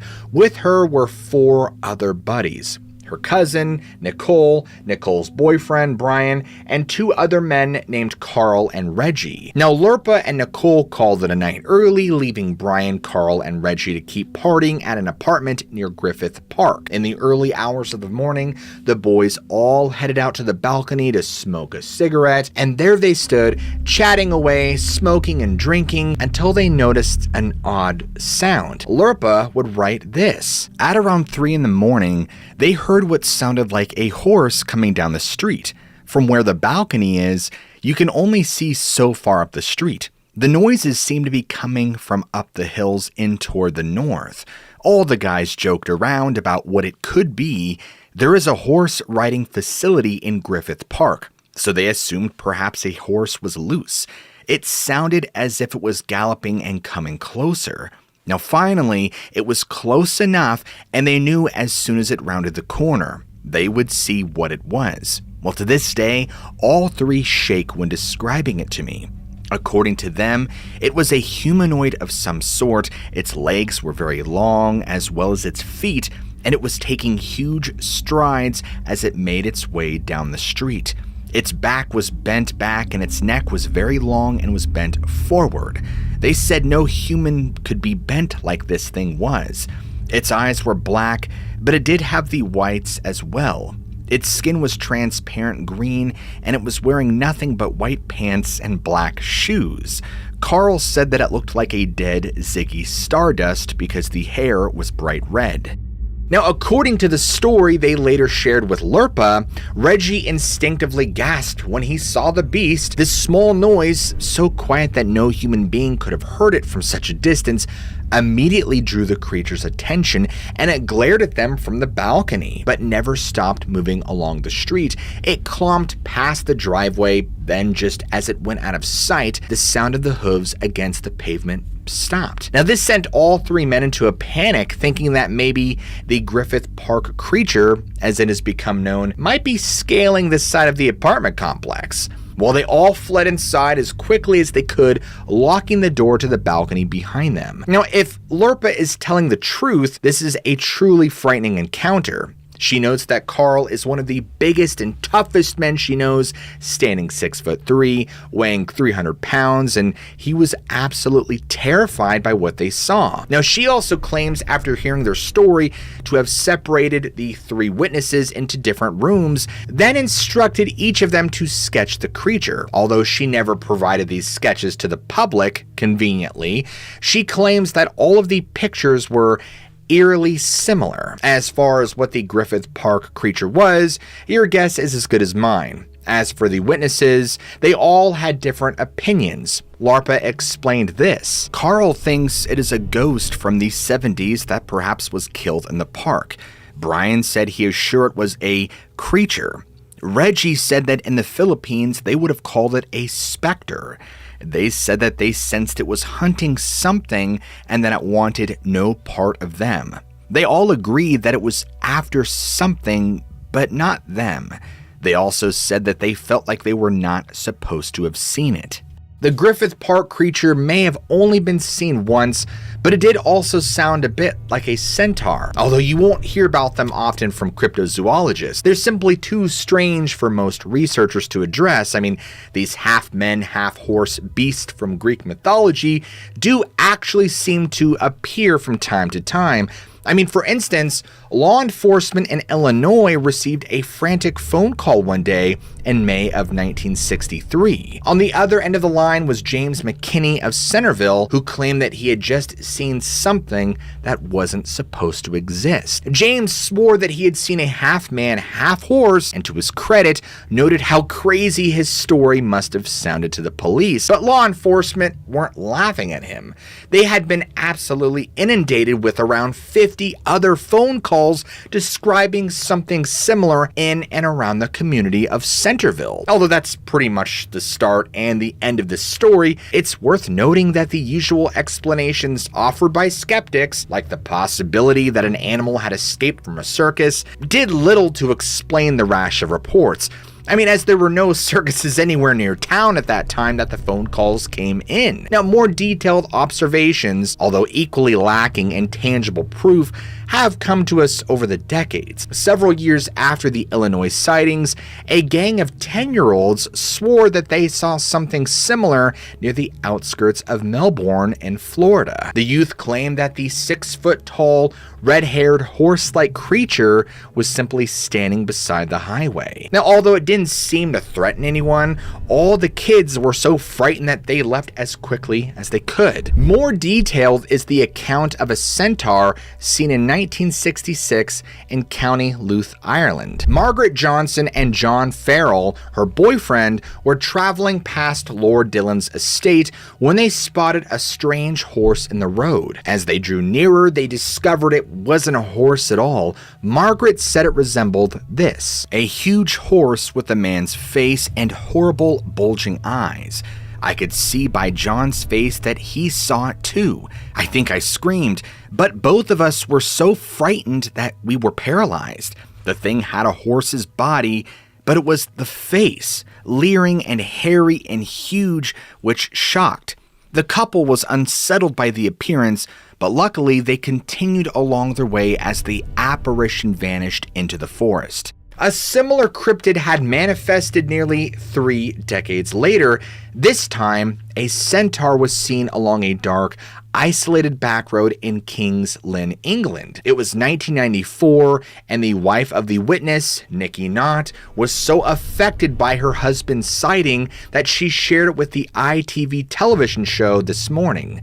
Nikki's husband said that he was heading home through King's Lynn when something in his field to his right caught his eye, and when he glanced in its direction, it looked just like a horse, with one exception. While classic centaurs are depicted as having human torsos affixed to a horse's body where the neck should be, well, the King's Lynn centaur lacked arms or a midsection. It was simply put a human head on a horse's body. If that's not nightmare fuel, I don't know what is. Nikki's husband was so unnerved by the sighting that he sped the rest of the way home, not daring to stop or look in his mirrors the entire way back. He was convinced that the grotesque hybrid was going to gallop all the way home behind him. Thankfully, it did not. Now, another unconventional centaur was seen in England just 2 years later. In his book, The Inhumanoids by Barton Nunnally, Barton wrote this: a security guard stationed at the RAF Upper Heyford, Britain, allegedly saw an equine anomaly one night in 1996. He had heard the sound of hooves running in the darkness, but when the beast ran from out of the shadows, he saw that it had human feet. I could find no further description of the creature, nor an explanation as to where the sound of hooves striking the ground might have come from. Barton also shared a story from Baku, Azerbaijan. There, in December of 1989, a tall, centaur-like being was said to have been spotted jumping from rooftop to rooftop, all the while grunting and scaring people with its red, glowing eyes. It was said that some unlucky eyewitnesses were even blasted by strange beams of light emanating from the creature's body. The centaur eventually disappeared beyond the edge of town, where it was never seen again. Or was it? In 2000, the city of Queuada, located in Chile, experienced difficulties with a very similar intruder. This time, a resident stepped outside his home to investigate a ruckus coming from the roof, only to find an 8-foot-tall figure staring back down at him. When asked to describe it, the man said that it resembled a centaur with one disturbing change. It lacked a nose. The witness then watched helplessly as the creature bounded from roof to roof, just as the creature had behaved in Azerbaijan. When it reached the last home in the neighborhood, it vaulted from the top and landed on the ground, boom, where it disappeared into a nearby ravine. Although no human beings were hurt, it was said that a pet dog was discovered the following day in the same general vicinity.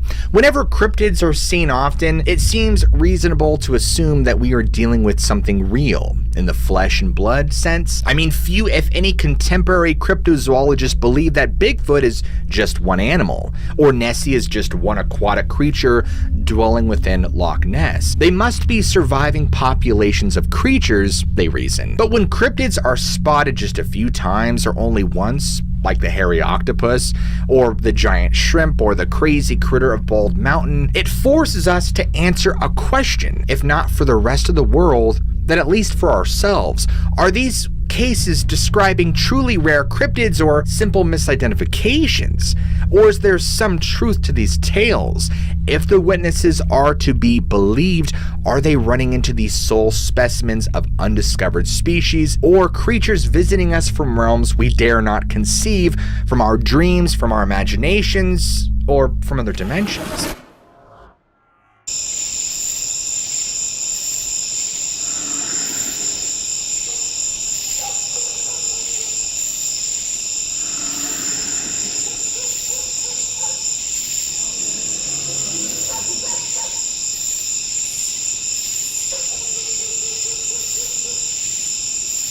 Jeremiah, whom was visiting his girlfriend, who lives about an hour away from Bellevue, in a small town called Stillwater, just east of Seattle. It was around 3 a.m. on Saturday when they had both decided to step out on her porch and smoke a cigarette. They were standing in front of her house, just chit-chatting away, and of course there are more woods along the sidewalk along the street and across from an open field around her house. The houses around are spaced apart with large yards between them, and across from them was also an empty field with scattered trees throughout, making it feel a lot more full. They talked about how cold it was, and she had mentioned to Jeremiah that she had this weird feeling, and that's when they began hearing a strange noise. At first, Jeremiah didn't hear it, but after a few seconds, he then heard it, and then listened to this strange, almost moaning, groaning sound coming from the tree line off behind the house in the distance. This time, though, he knows for sure that his girlfriend had heard it too, because the way she had looked at him and the expression she wore on her face was simply terrifying. Jeremiah turned to look where she was looking at the woodline, and although he did not see anything, he heard yet another strange sound coming from the woods the second he looked. And it was unlike anything they had ever heard before, and it really scared both of them. Now his girlfriend, she's lived out here for probably about 6 or so years now and has never heard anything like this. And so he's asking her what it could be, and they both have no idea. So they're standing there for a few moments trying to figure out what was this noise and what animal could possibly be making it. Jeremiah insisted that they should both go inside because whatever it was seemed to be getting closer and closer.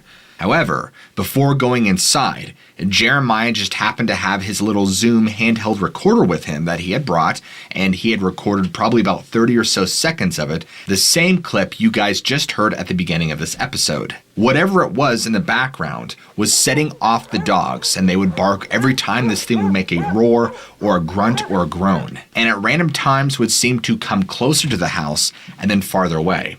And this went on till about 5 or 6 in the morning, according to Jeremiah and his girlfriend. And at times, because they were so terrified being locked in the house, they were looking outside, and Jeremiah's girlfriend could have sworn that she had seen strange lights in the woods and had heard what sounded like people talking or making noise, but could not at all make out what they were saying.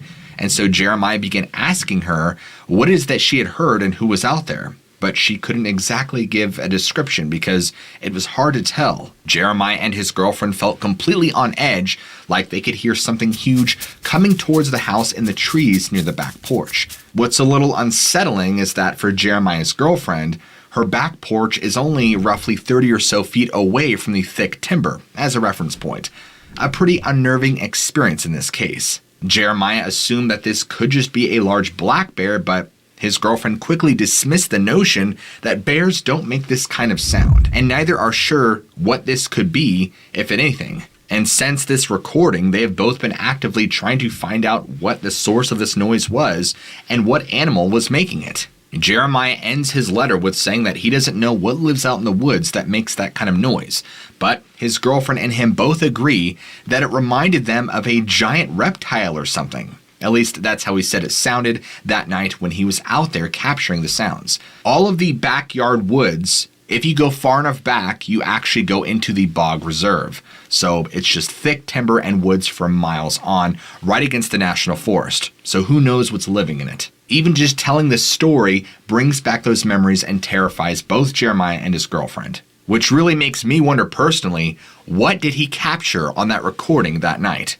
Was it something strange and mysterious, perhaps supernatural, or was this simply just a black bear or maybe a fox, and maybe just a misidentification? I'll let you guys be the judge. On December 22nd, 2014, a James Thomas Griffin had disappeared, and unfortunately, on January 25th, 2015, a body had been found along Boulder Creek hiking trail in the Olympic National Park in Washington state. James's story is very similar to many other hikers and campers who just mysteriously go missing in the national parks. James, for example, was just planning to innocently go hiking in the Olympic National Park in Washington state just before Christmas in 2014. He was last seen by other hikers at the Olympic Hot Springs right around 4 p.m. on that same day on the 22nd. But it wouldn't be until December 24th on Christmas Eve that he would actually be reported as missing when he failed to show up to a Christmas Eve dinner that he had planned with some friends a while back. Fast forward to the 25th, or Christmas Day, there was no sign of James, but his backpack had shown up randomly.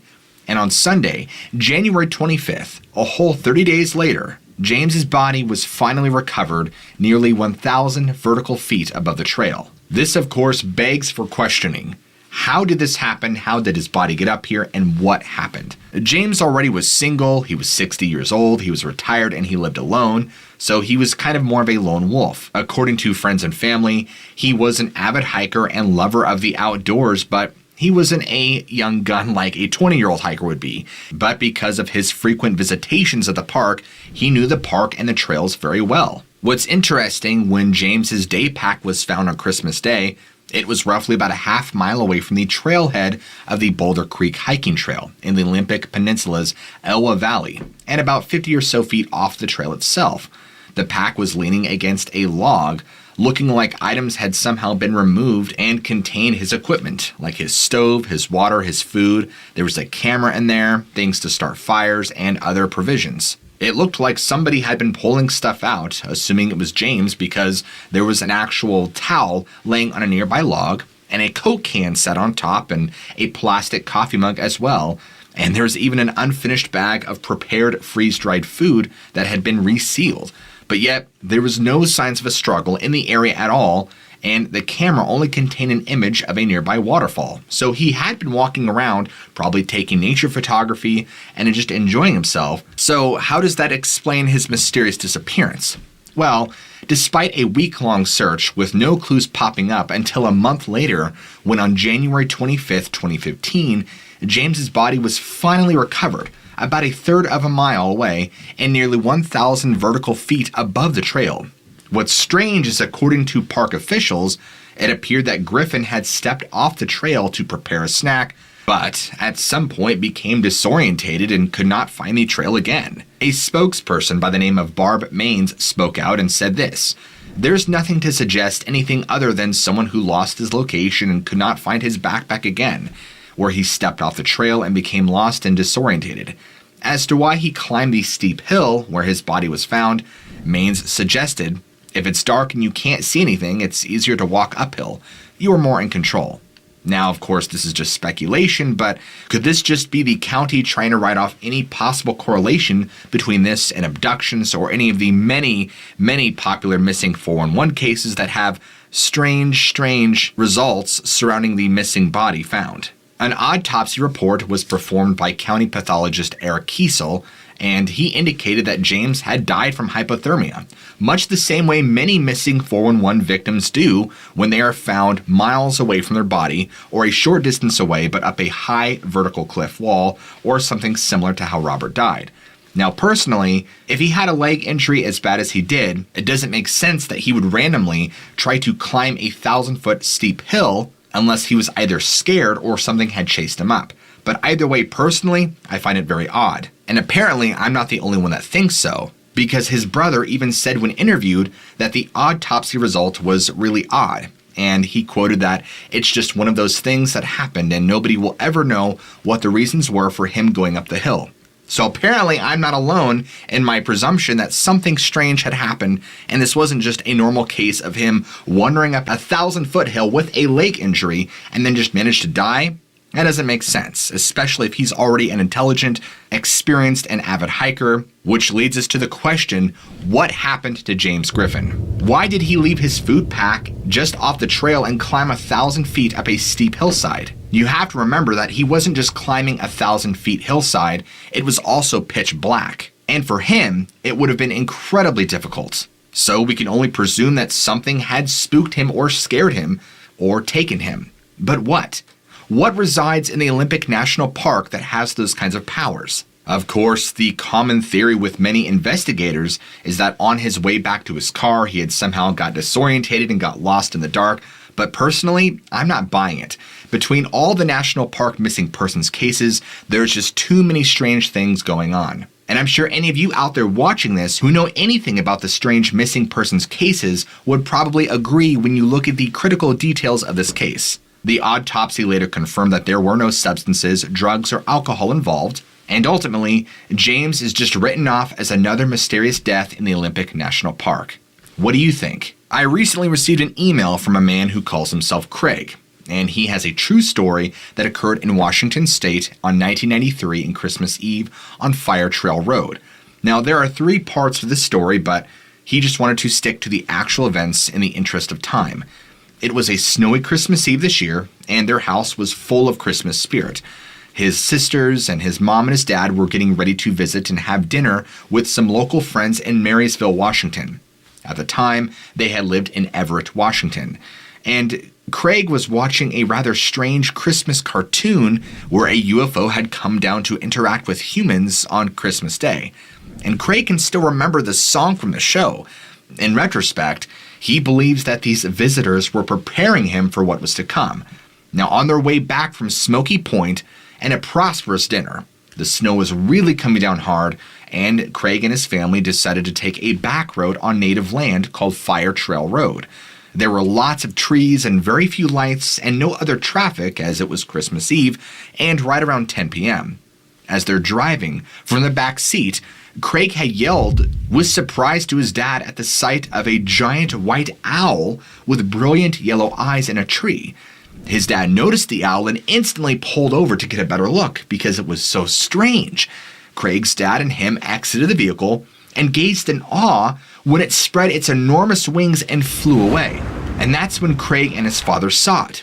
A gigantic, several football fields length wide, multicolored disc descended directly above their vehicle at less than 100 feet. It was glorious and spinning slowly and completely silent. In fact, Craig claims it had some sort of sound dampening capabilities because he could not hear him and his father speak, or their mother, who was yelling. They could not listen to her. Craig's mother was in total panic at the sight of this above their car and was screaming at Craig and his father to get back in the car now. She was a mess. And Craig can remember the cartoon not taking his eyes from the craft because of how quickly it would move when it left. And after what seemed like a few moments, it departed. And Craig was correct. He has never seen anything move so fast in his entire life. It shot up so freakishly quickly. It was almost like a cartoon. The speed at which it moved and punched a large hole in the clouds as it left utterly silent. When it departed, Craig could suddenly hear his mother screaming and all other sounds around him returned. It was the most fantastic experience besides his own child's birth. Now in 2020, Craig would lose his father to cancer. It was a peaceful death, and before he had passed, he discussed that incident that happened so many years ago. because nobody in Craig's family has ever forgotten it. There was missing time, and they drove home safe, and that night there was yet another visit.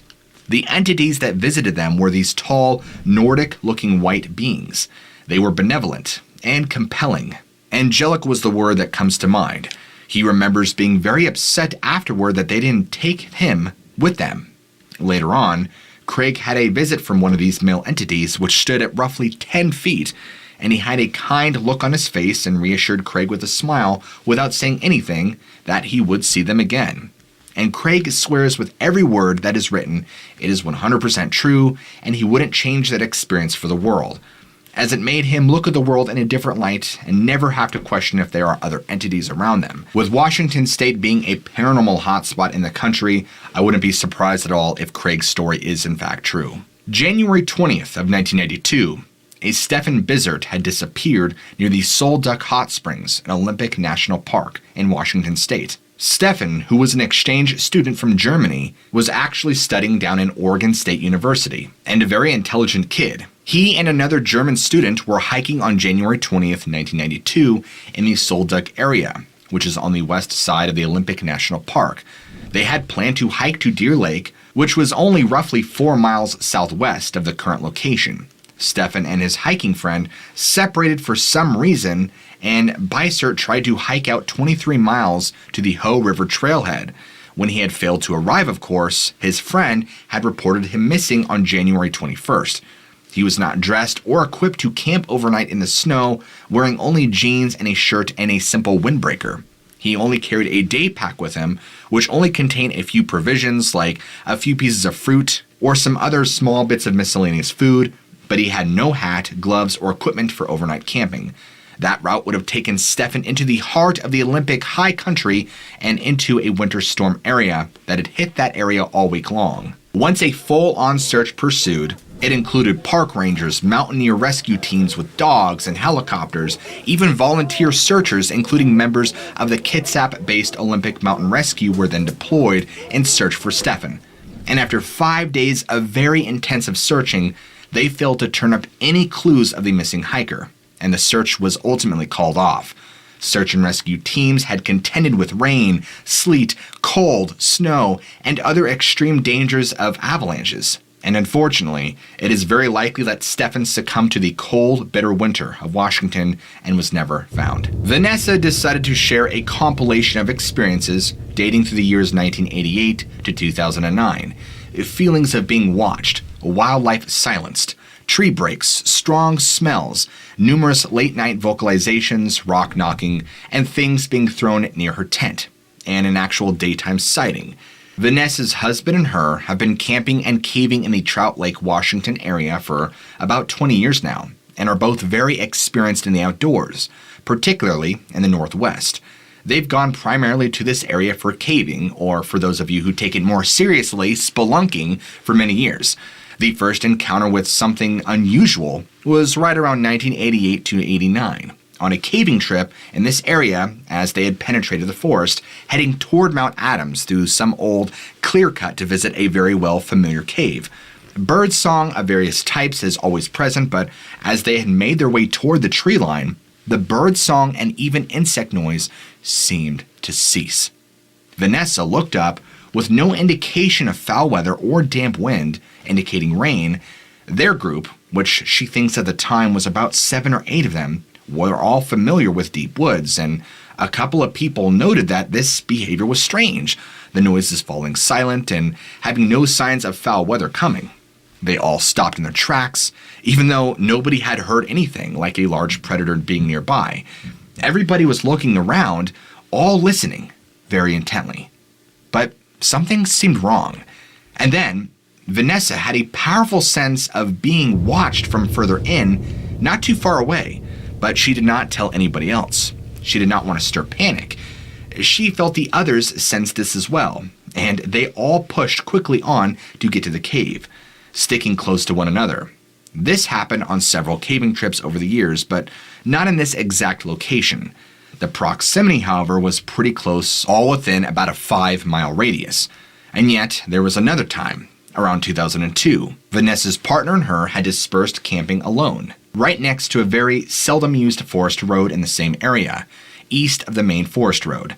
They got out on their vehicle to begin setting up camp, and as they had done several other times in the same area, and noticed an almost vomit-inducing stench.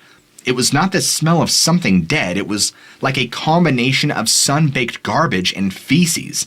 It was decided that perhaps some local had driven back here and maybe dumped their trash, but then about 5 minutes later, the smell just simply went away. Vanessa has no idea about the smells encountered by others at this time, so they simply blew it off. They walked around, sniffing around the whole area just a little, and there was nothing. So they decided to camp there anyway, thinking maybe something just must have been carried by the wind, but it was still strange how strong and stink it was. They've also heard some late-night sounds when camped at Peterson Prairie many times. Some dismissed them like coyotes, but these sounds were whoops, with several animals at once. And Vanessa very clearly remembers silently filing through all the animal sounds in her head that she'd ever heard, like elk, coyote, deer, cougar, wolves, marmots, bear, human, and her mind could come up with nothing, but just simply blank. Nothing had matched the sound she was hearing. Still, they tried to dismiss them as coyotes and simply went to bed. But it was like something that was making the initial sound and the coyotes were answering. But then, later in 2003, another type of sound in this area made her blood turn to ice water. It was August, about 11:30 at night at Peterson, and Vanessa and her husband wanted the luxury of camping at a site instead of dispersed where there was running water and outhouses. They were dousing the fire and about to head into the tent. This is when, from the north, about a half to quarter of a mile away, it seemed there began a howl. Now, it was not a wolf or a coyote howl, but it almost reminded Vanessa of those emergency sirens in rural towns. The pitch was relatively low, and then raised to a higher pitch, and was held there for about 6 to 10 seconds, but was still very low in pitch altogether. She thought about Pavarotti and some of the very skilled baritones that she had heard in concert. Vanessa then came to a sickeningly horrifying conclusion that in all the years of voice that she'd studied and heard, not one human had ever uttered something at this pitch, nor could they do it at this volume. The lungs of whatever was doing this had to be massive, and as in the forest, it echoed a lot, but it was not the echoes that made it sound strange. Vanessa just looks at her husband, who was also clearly startled, looking at her, and then they looked at some of the other campers across from the scrub from them. They had stood up and were motionless, looking back at them, then looking in the direction it was coming from, and Vanessa asks, "What is that?" But her husband said he didn't know. They remained standing and it continued on for about 2 minutes, then ceasing. They had never heard anything like that in all the years they have camped and caved in the area. No human lungs were capable of that kind of power. And Vanessa has always been a die-hard tenter backpacker, but that night, she could not sleep in the tent. She was simply too frightened by the realization that what she had heard was impossible. No creature existed could make this kind of sound. Unless she remembered that this area had quite a few Bigfoot sightings over the years. She could not accept it, but she could also not sleep in the tent. So they simply got their bags and pads and slept in the truck that night. She barely slept and was very glad to be leaving in the morning. Vanessa was shaken for quite a while. Vanessa and her husband went to the Mount Adams Ranger Station in town that morning on the way out and asked if there were any unusual animal activity the night before. The ranger just looked at Vanessa like she was under the influence. Vanessa never said the words, but she knows that he knew what she was thinking.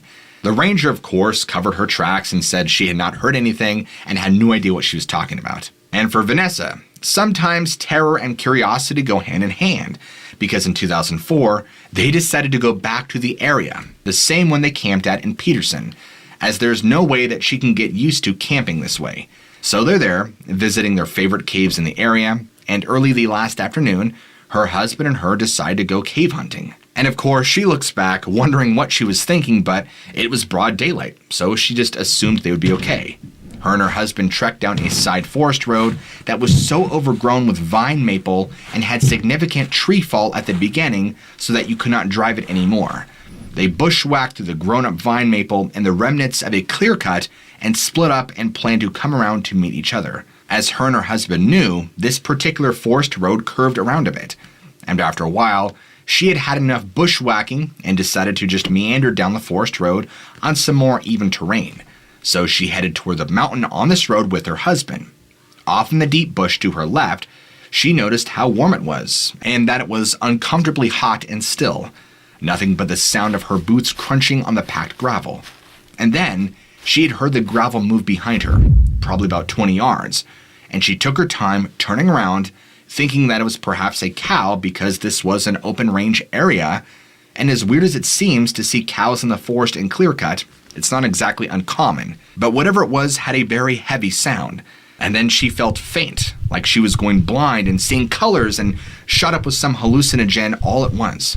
And she watched as a huge, dark-haired, cinnamon-colored human-like thing clear the ditch in one stride, gliding into the tree line in one more lightning step, and then stood absolutely still. And there Vanessa was, all by herself, in the middle of this isolated forest road with this hairy humanoid-like creature, a cinnamon-colored shoulder and arm unhidden behind a tree. The shoulder was massive, as was the arm, and so long that it was almost as tall as she was.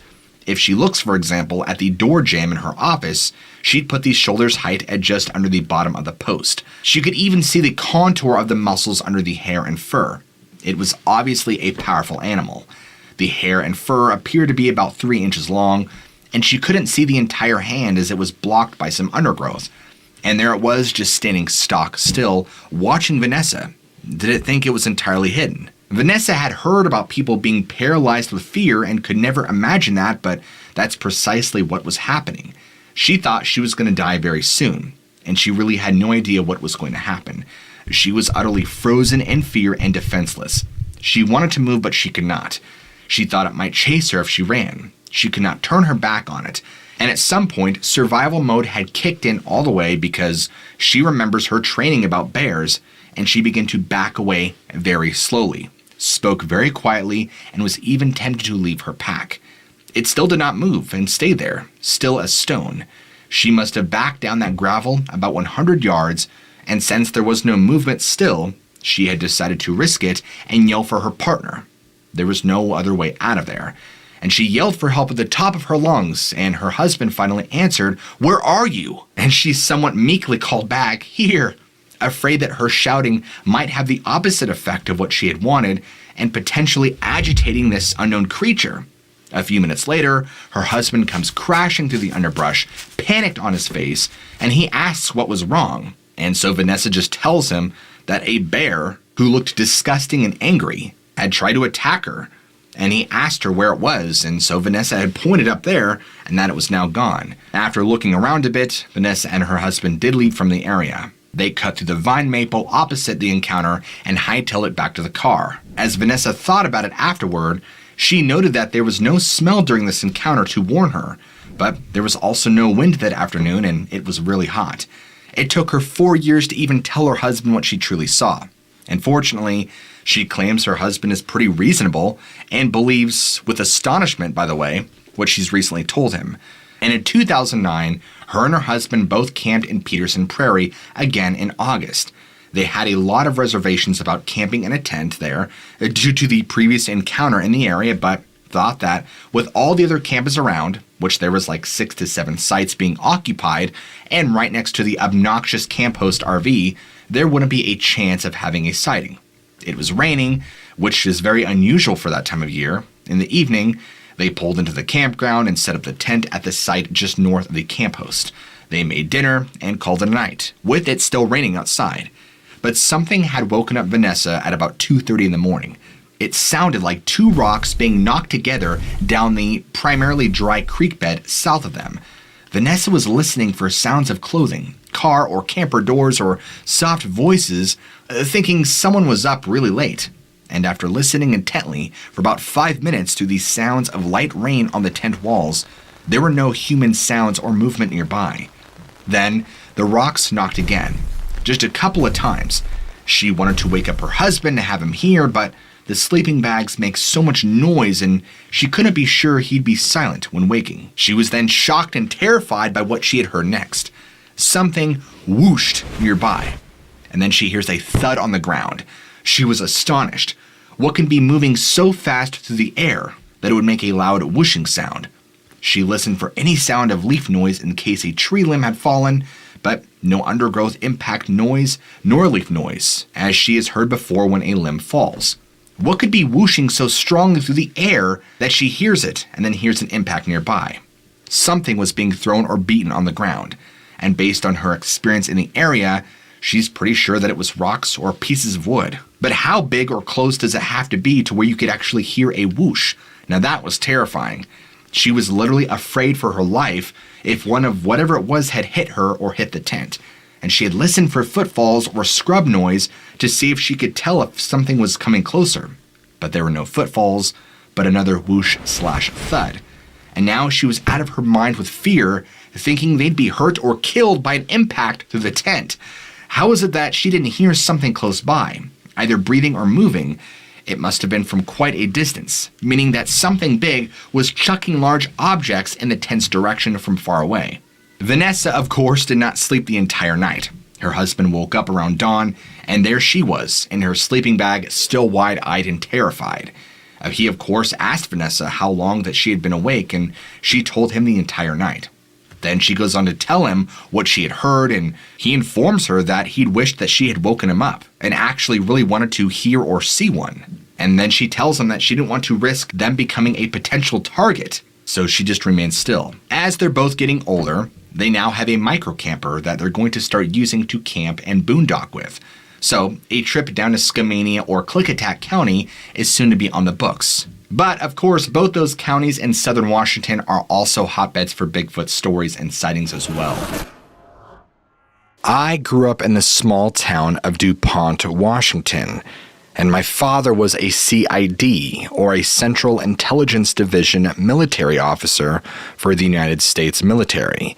He taught me a lot about investigations and how criminals tend to think. After I graduated high school, I went to college to study criminal justice, just like my father and many other members of my family. Then, in 2003, I started my own private investigator business.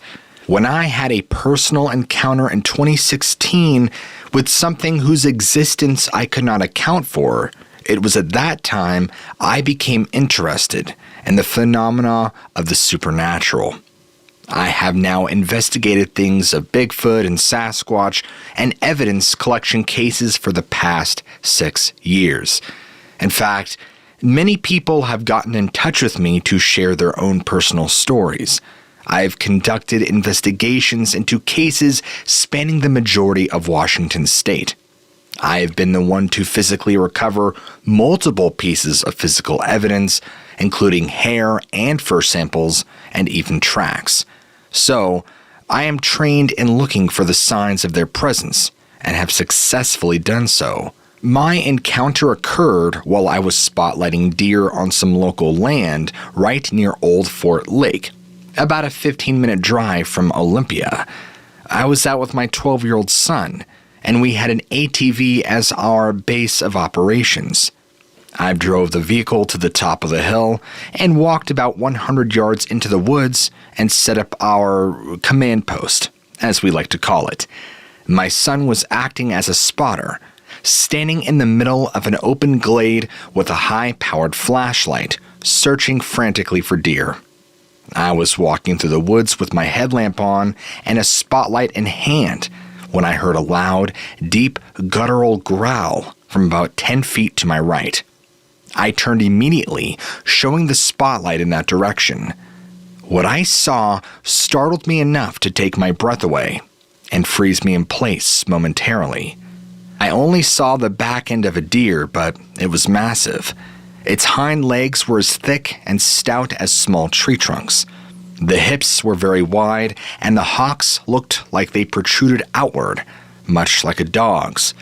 The tail was very short. It wasn't a normal deer by any means, so my mind immediately traveled to the other logical conclusion: a bear.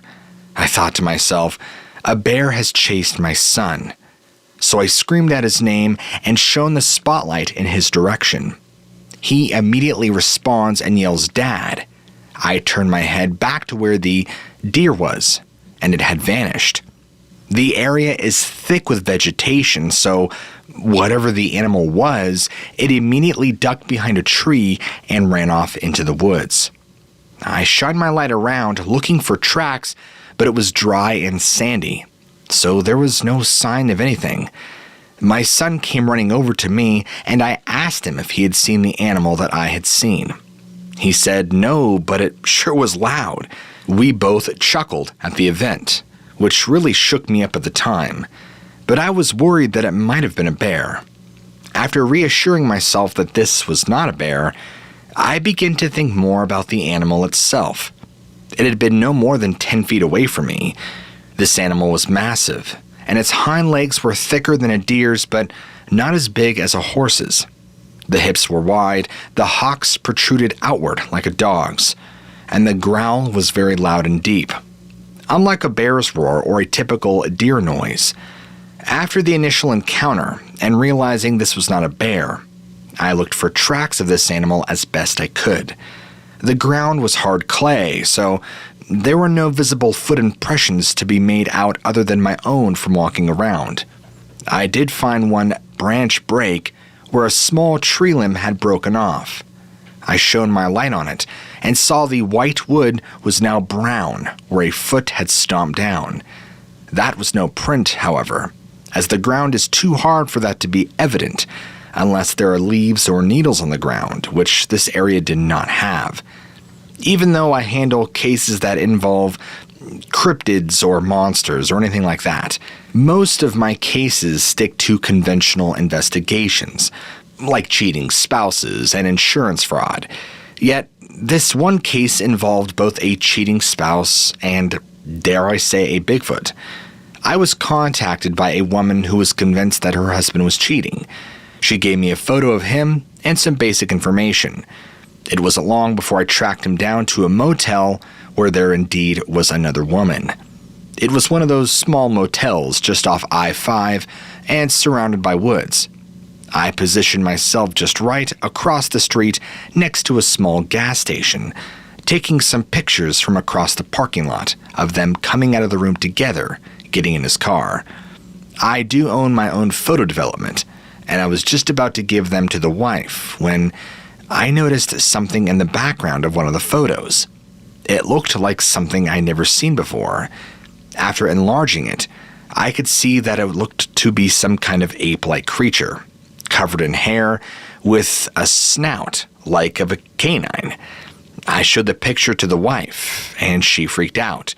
She told me that her husband had been having nightmares about a creature like that, and she was convinced that it was real. She wanted me to find out what it was. I told her I would look into it, but I wasn't sure what I was looking for.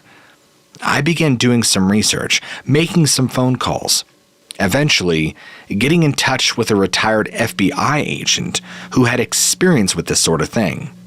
I sent him an email with a photo and asked him what he thought about it. He shared with me a few of his own accounts. He wouldn't tell me everything, but he did tell me that he had heard about this particular creature in the Pacific Northwest. He told me he would be concerned about my safety and the safety of my client if I continued to follow up on the investigation. Now, I had more questions than answers, and I agreed to stop cooperating with the wife. I have never seen her since, but I kept looking into it on the side. One of my employees is an amateur cryptozoologist. I asked her to look at the picture and see if she can find anything interesting about it. She went through all her books and discovered accounts of people having run-ins with the beast in the same region I was in when I took the picture. She also found a group on the internet of people talking about the same creature I had photographed.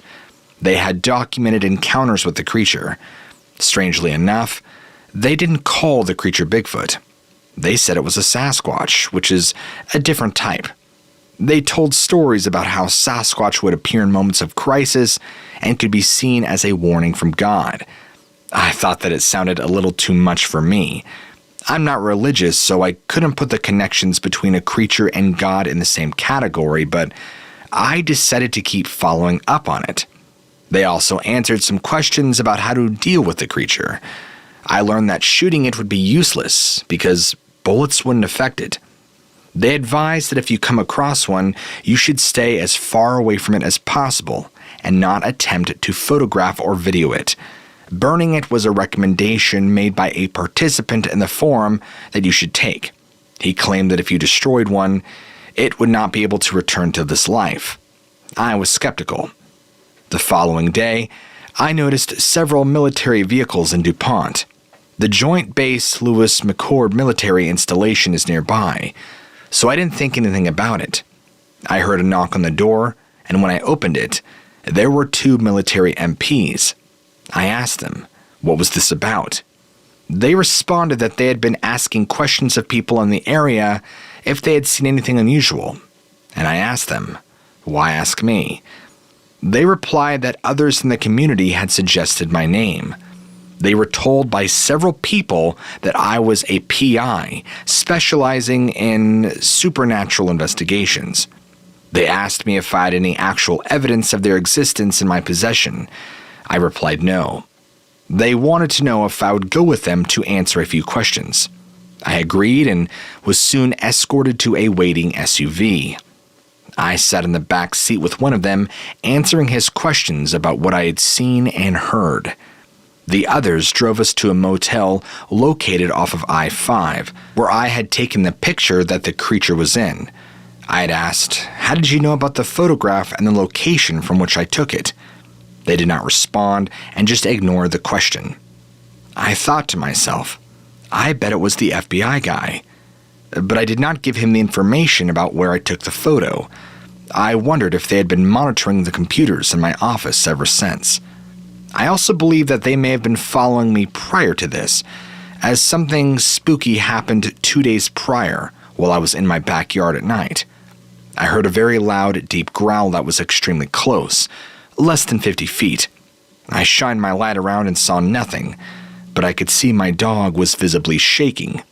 This animal, whatever it was, seemed to be looking for a way out of the area. Saw the dog shake, and then heard branches breaking, as if something was running away. That was very, very large. We found footprints in the area that were much larger than a man's.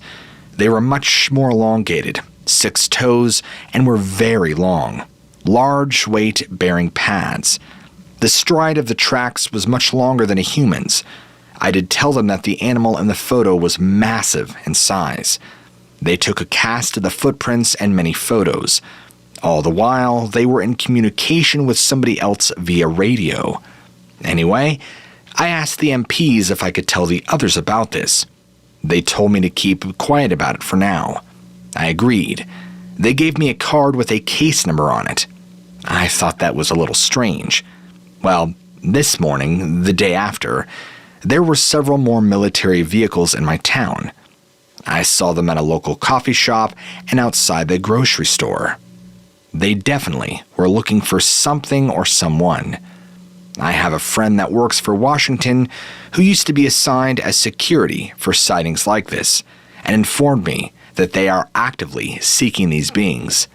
They have been receiving calls from all over the west side of our state and even up into Vancouver, BC. They want to know about any sightings or evidence collected. He said that they have also been looking for this species since the 60s and are not going to give up.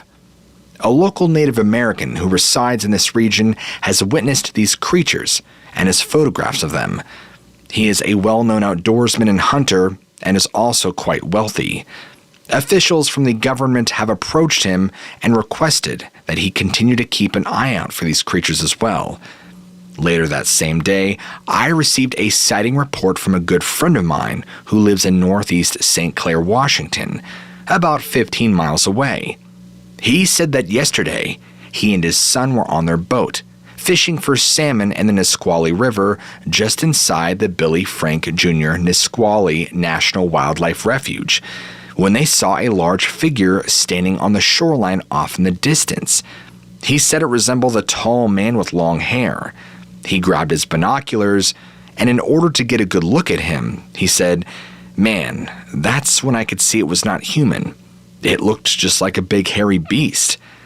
He said they watched it as it waded into the water.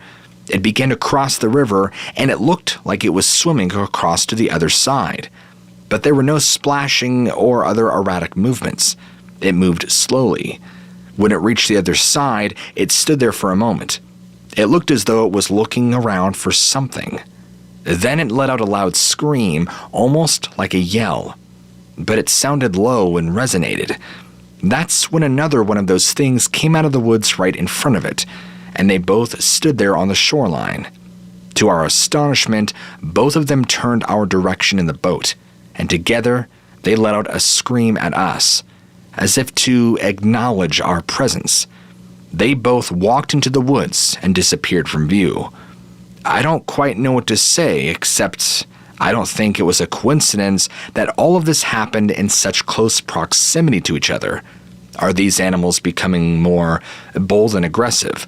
What involvement does the military have in this? Do they have some sort of awareness that they are being protected by the government? We may never know, but I thought you should be aware. Hey, what lurks beneath? I recently found your channel a few months ago, and I enjoy your content. I've always been interested in the paranormal, and have had a few encounters myself. I recently had an encounter I cannot explain, and want to share it with you. I'm the manager at a local restaurant here in Colorado. I'm originally from here, and grew up hiking and camping in the mountains.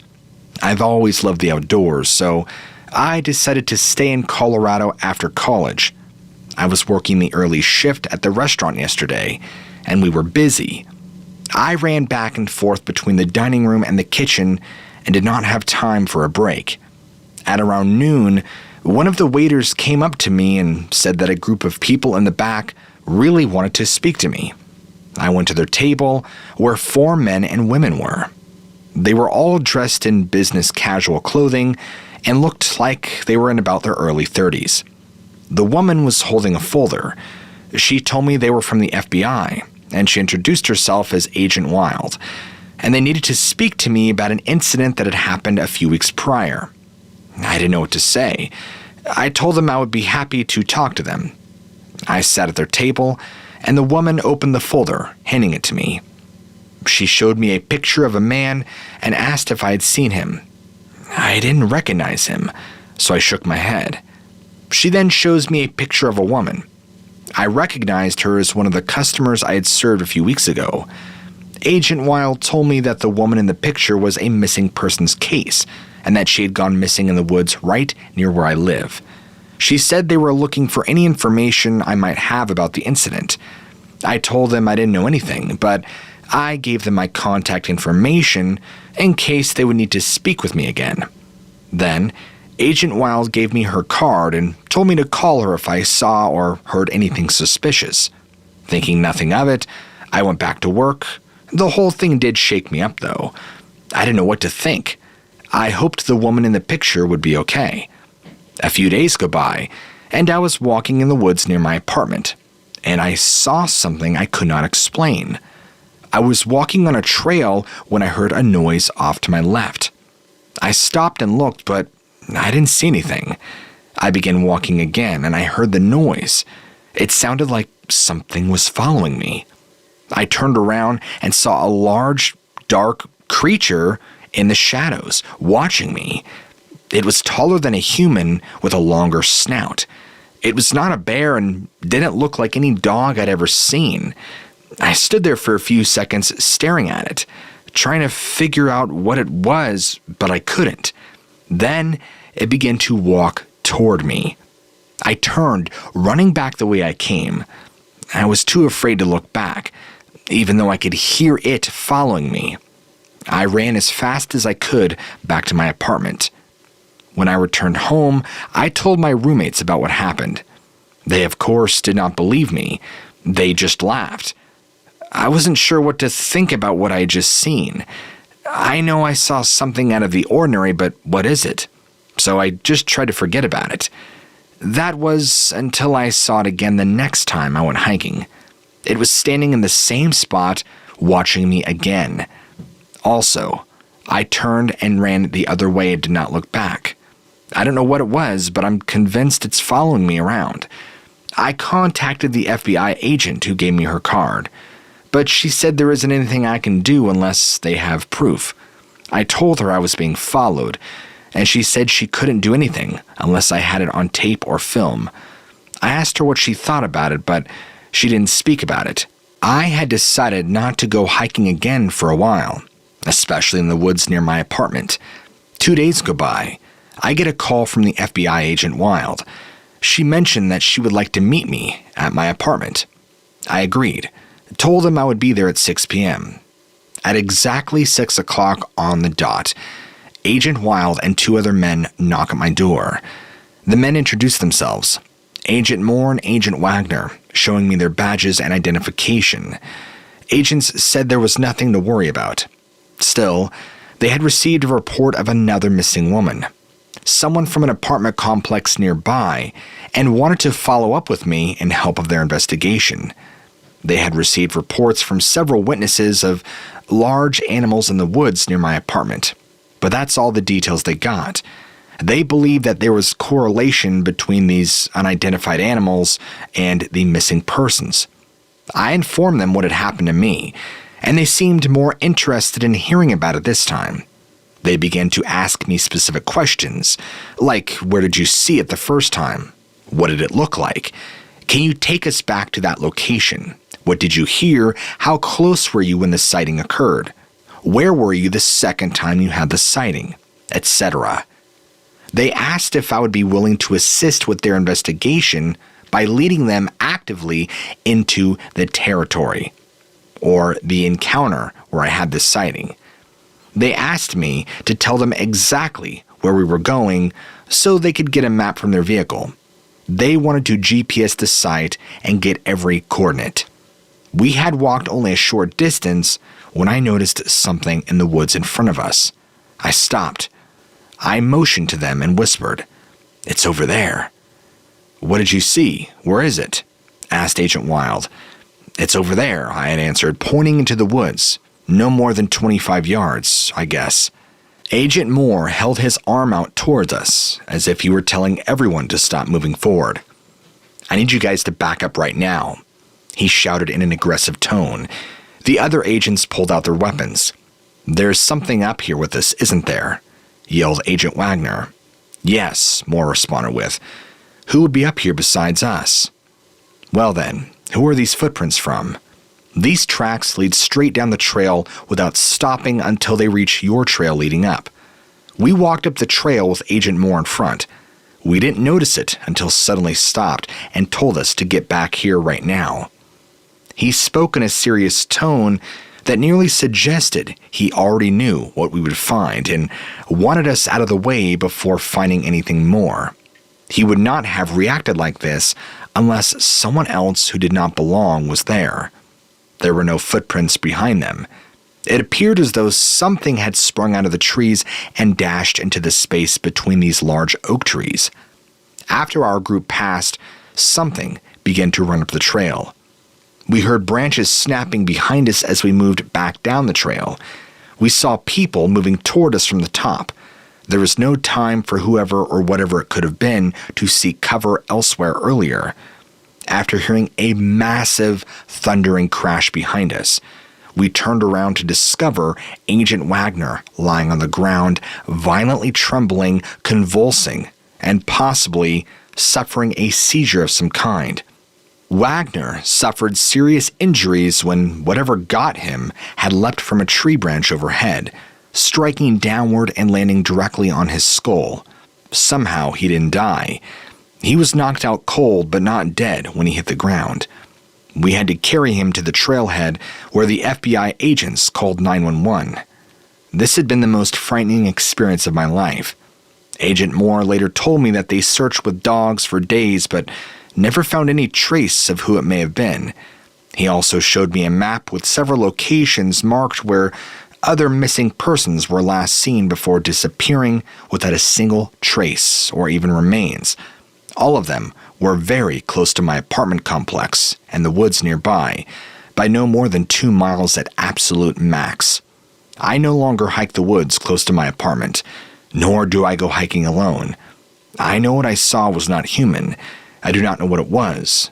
But for the FBI to get involved, this must have been serious. Anyway, I thought you might find this interesting. I had commissioned Jacob, a local author and paranormal enthusiast, to explore the local legends surrounding the Ape Caves near Mount St. Helens in Washington state. He and his friends took up the challenge and embarked on 2 expeditions to the area. After a day and a night of strange events, they are ready to plunge into the dark depths of this 1.5-mile gargantuan cavern system. Day 2, where Jacob and his 2 friends woke early that day and prepared their breakfast. Their appointment to hike through the Ape Caves was from 1 to 1:30, so they had plenty of time to kill. The trio decided that they needed to head back into town to try and pick up another lead in an area where they could camp for that night. As they drove down the mountain, a large sign had caught Jacob's eye. He had asked his friend Joe to stop so that they could check it out. It was a sign that marked the Cedar Research Area. They got out to investigate further. An informational sign said that the area was some of the only untouched parts of the forest in that section. In the 1940s, it was decided to save this swatch of land untouched to monitor how a primordial forest evolves. The trail was only a mile long and seemed pretty remote. Jacob has had good luck with random hikes, so they all agreed to check it out. Jacob can honestly say that this was probably the most giant trees he has ever seen in one grove. He has been to the Sequoia Park in California several times. While that might have had bigger trees, this area has many more that are closer together. Each giant in this 115-acre grove had to be pushing 1,000 years of age. He explained to his friends that this is the type of forest that Sasquatch likes to live in. Even if this particular grove was too busy for them, another similar one in a more remote location would make an ideal habitat. At one point, they found a giant cedar tree that had been struck by lightning and toppled over. Inside was a large cavern easily 20 feet in diameter. Jacob jumped in through a crack, and the friends then discussed how this was easily big enough to make a small house or a secret shelter. Jacob told his friends that most cedar trees have similar caverns even while still alive. After completing the walkthrough, the ancient grove, the friends headed back towards the town of Cougar. They had to stop and get some gas, and there are 2 stores to pick from. They chose the one with the most updated gas pumps, called Lakeside 24-Hour Fuel. However, the gas pumps are still left over from the late 90s. They did not have a digital display for the money in gallons. Jacob had to refresh his friend's memory on how to use a pump like this. They went into the store to retrieve refreshments. Upon entering, the friends looked at each other because they instantly knew that this was a great place to inquire about Sasquatch. The store had Sasquatch everything. Jacob flipped through their rack of t-shirts and picked out a design that he had never seen before. It was of a Sasquatch exiting the Ape Caves to a colorful sunset. As he was purchasing this and a delicious cheesesteak sandwich, he started small talk with the clerk. Jacob first asked about the shirt design. The clerk said he had designed the shirt himself. Jacob commented on how nice it was. The clerk said that he was hoping the contrast would have been better. Jacob has found that encouraging and engaging small talk will often loosen tongues when trying to gather intel, and this time proved no different. Jacob asked if the clerk had ever had an encounter. He said he had not. Jacob then followed up with tales from the night before. The clerk listened amazed. Jacob then asked if he had heard of anything like that happening recently. He set up the road from an area of town called Horse Camp. An incident had been reported just a few weeks prior. He said that a local was hired to guard logging equipment in that same area, and he said that it had been getting damaged by suspected vandals in the night. The local parked his Jeep but soon fell asleep. He was awoken in the middle of the night by his Jeep being shaken violently. So he wakes up, turns on all the lights, scans the surrounding, and he stayed up for several hours but soon fell asleep again out of exhaustion. He was woken a second time in the exact same manner. His Jeep was being shaken violently from side to side, and by this time, The man was so scared he pulled out the pistol he had with him and just began shooting at random directions. After discharging his entire magazine, the shaking had ceased. The man stayed up for the rest of the night without any more incidents. And the next day, he resigned his position as an impromptu watchman. Jacob thanked the clerk for the tale, and the crew double-checked the location of the horse camp area on a map with the clerk himself. They had a potential location for the second night's camping area. It was now close to 1 o'clock, and they needed to make their way to the Ape Caves to get there on time for their appointment. When they had arrived, they saw the most people that they had seen in several hours. It was only a Tuesday, so there were still only about 50 or so people present in total. Jacob was amazed at the lack of oversight at the cave entrance. A sign was posted on the ranger's shed that they were to write the reservation number on a sheet of paper and affix it to the car window. Further, they were supposed to register for a day pass at a metal box. During this time, there was no personnel that was double-checking the system. The friends did as directed, then stopped by the information booth and gift shop. This gift shop was filled with tons of interesting souvenirs, including lanterns to safely navigate the caverns. Jacob would, however, recommend that you bring 2 headlamps. This way, your hands are free for all the required climbing. They then walked the short path to the cave entrance. Even though it was the trio's appointed time, a teenage couple followed them most of the way. One of the friends had suggested confronting the couple, but Jacob assured him that it was not their role to enforce rules that the park had no way of enforcing. Now, during the next 1.5 hours and over 1.5 miles, the friends had a rough spelunking expedition. The Ape Caves are not for people that are not in decent shape. You can expect numerous times where you have to climb over massive boulders. Not to mention the intermittent boulder fields. There is no light other than your own headlamp. However, the entire cave system is lined by crystal structures that reflect light in amazing ways to illuminate beams a much further distance than should be possible. The caves are not stuffy, and most of the way, you are in massive cavern chambers. Jacob found himself surprised at just how much ventilation there was with how deep they were underground. These caves are pretty well traveled.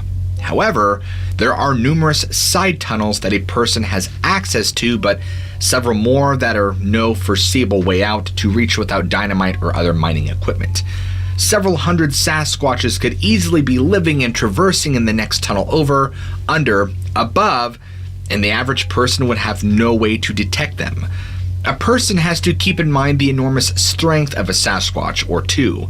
A seeming immovable boulder would be nothing but a slight inconvenience to a determined duo of Sasquatches. Massive boulders seem to precariously block side passages in abundance in the depths of the Ape Caves. Neither of Jacob's 2 friends seemed exactly enthusiastic about exploring side tunnels that could have been climbed too with relative ease on this quest. Joe began to complain vocally about turning around after about 45 minutes. Jacob ignored him, moving further ahead to enjoy the mission to the end of the caves. Nothing strange happened during the hike. They heard and saw the lights of the teenage couple behind them uncomfortably close several times. Jacob is a big dude, and the caves for the most part are easily accommodated his size with room to spare. It was not hard to imagine an 8-foot Sasquatch being able to use these caves or similar ones to navigate throughout the region. Jacob cannot take credit for this hypothesis of Sasquatch living and using caves on his own. He first heard of this from tribal members that were from the Elwha tribe. They told stories about Sasquatch moving massive boulders to come out into the human realm, just like how the supposed Gigantopithecus remains were only found in remote caves in China. Jacob wondered what if Sasquatch remains were never found because people are looking in the wrong place. Instead of looking in the forests, they should conduct archaeological digs in caverns to find their remains. Jacob was talking to his neighbor, who is a non-believer, about the trip and after these events. He seemed to think that this idea of Sasquatch burying their dead in caves was a stretch. Jacob reminded him that they are not dumb beings and have at least a minimal degree of civilization and intelligence. If they have lived underground and cared for their tribal members, why would they leave one of their ancestor corpses rotting in the forest to be found by interloping humans? He was remarking that Jacob had no evidence other than the legends and hearsay of tribal lore when an unknown truck pulled in front of the house. Jacob thought that this truck pulling up in their community was strange. A large man with long hair and tan skin jumped from the driver's side. Even though Jacob did not recognize him, he greeted him in a friendly manner. Turns out, it was a friend of the neighbors named Andy. It just so happened that Andy was a member of the Quinault tribe. Jacob asked him to co-sign some of his beliefs on Sasquatch. Jacob had met this man 3 minutes before. Not only did he co-sign about the legitimacy of Sasquatch, but he shared a tale of seeing the cryptid himself on the reservation in the 90s. He told a tale of and some cousins having a barbecue on the beach when they saw a strange creature down the way. He called attention to it, and he and his cousins slowly made their way down the beach to the strange figure. They witnessed a creature he could only describe as a large ape-like beast digging in the shore for clams before devouring them raw. The cousins watched this for several moments in disbelief from behind some brush. They had all been bear hunting, and this was clearly no bear. Eventually, the creature had noticed them hiding in the bushes, spying on him. It immediately waded into the water towards a rocky outcropping. Andy said that he had fished in that area and knew that there was a shallow alcove on the other side of the outcrop. The creature waded in until the water would have been well over a human's head, but yet its head and torso were still well above water. Andy estimated the Sasquatch to be well over 8 feet. The cousins lost track of the beast as it waded out of the sight around the bend. They scrambled from their hiding spot to follow the creature, thinking they had now trapped it. Clinging to the rocks, they climbed around the corner, but all they found were large footprints leading to a seemingly impossible rock wall in the back of the small alcove. These tracks were very large, and Annie described them as large and looking barefoot, with toe imprints in the sand. At this point, Jacob told him about his investigation. Up to this point, he had no idea that Jacob had just investigated the Ape Caves and about how he suspected that Sasquatch used caves to move around, moving large boulders or cleverly concealed portals to gain access to cave systems. When Jacob told him of the Ape Caves investigation, he said that he had heard stories of the tunnels in the area being a metropolis for these creatures. By this time, the neighbor was feeling strange vibes. Jacob and his friend Andy had never met before and had no way to corroborate their stories. The neighbor began to call them drunk liars in a joking manner. Jacob told the neighbor that he felt the same way when, as a young man, his native friends had him talk to the elders about Sasquatch. The neighbor still insisted Jacob was making up stories to sell books and YouTube content. At this point, Andy spoke up and said that his grandmother had shared many stories about Sasquatch and that his neighbor would be in big trouble if he called her a liar. The conversation ended, the neighbor and Andy left for his house. Jacob appreciates the universe for supplying Andy at that specific moment to help convert an unbeliever and give his neighborhood something to ponder on. Much like the journey through the Ape Caves, both the hike and conversation had reached their conclusions.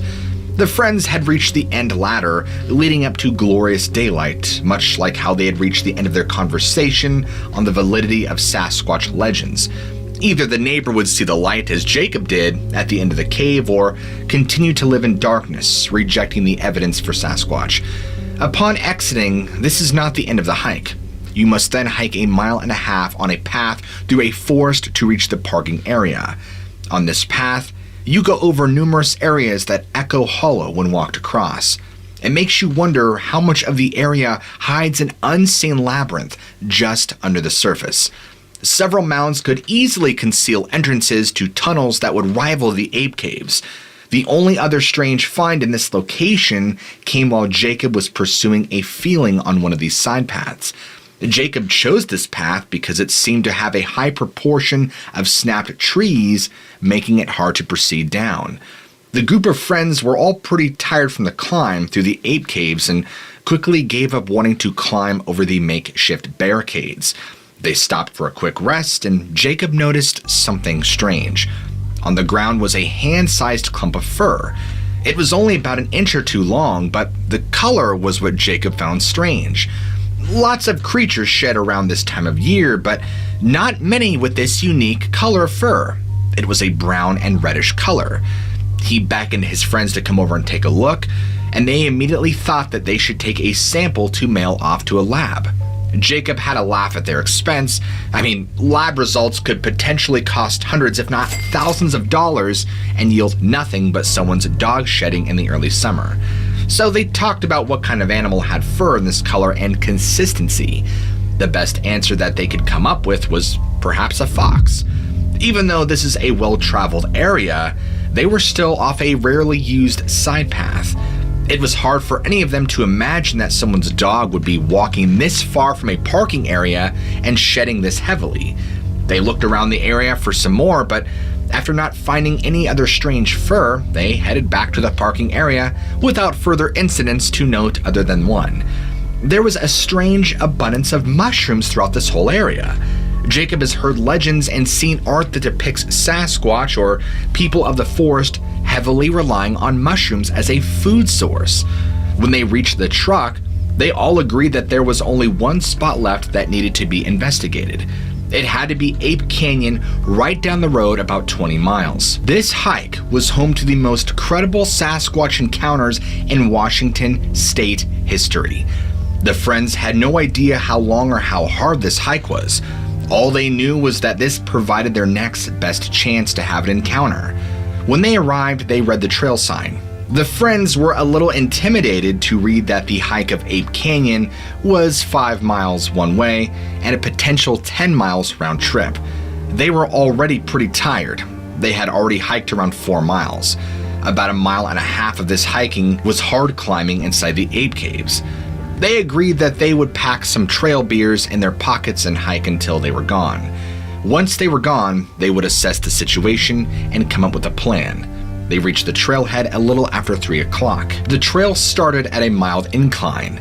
The friends are used to hiking in the Olympics, where the trails are much steeper and less maintained.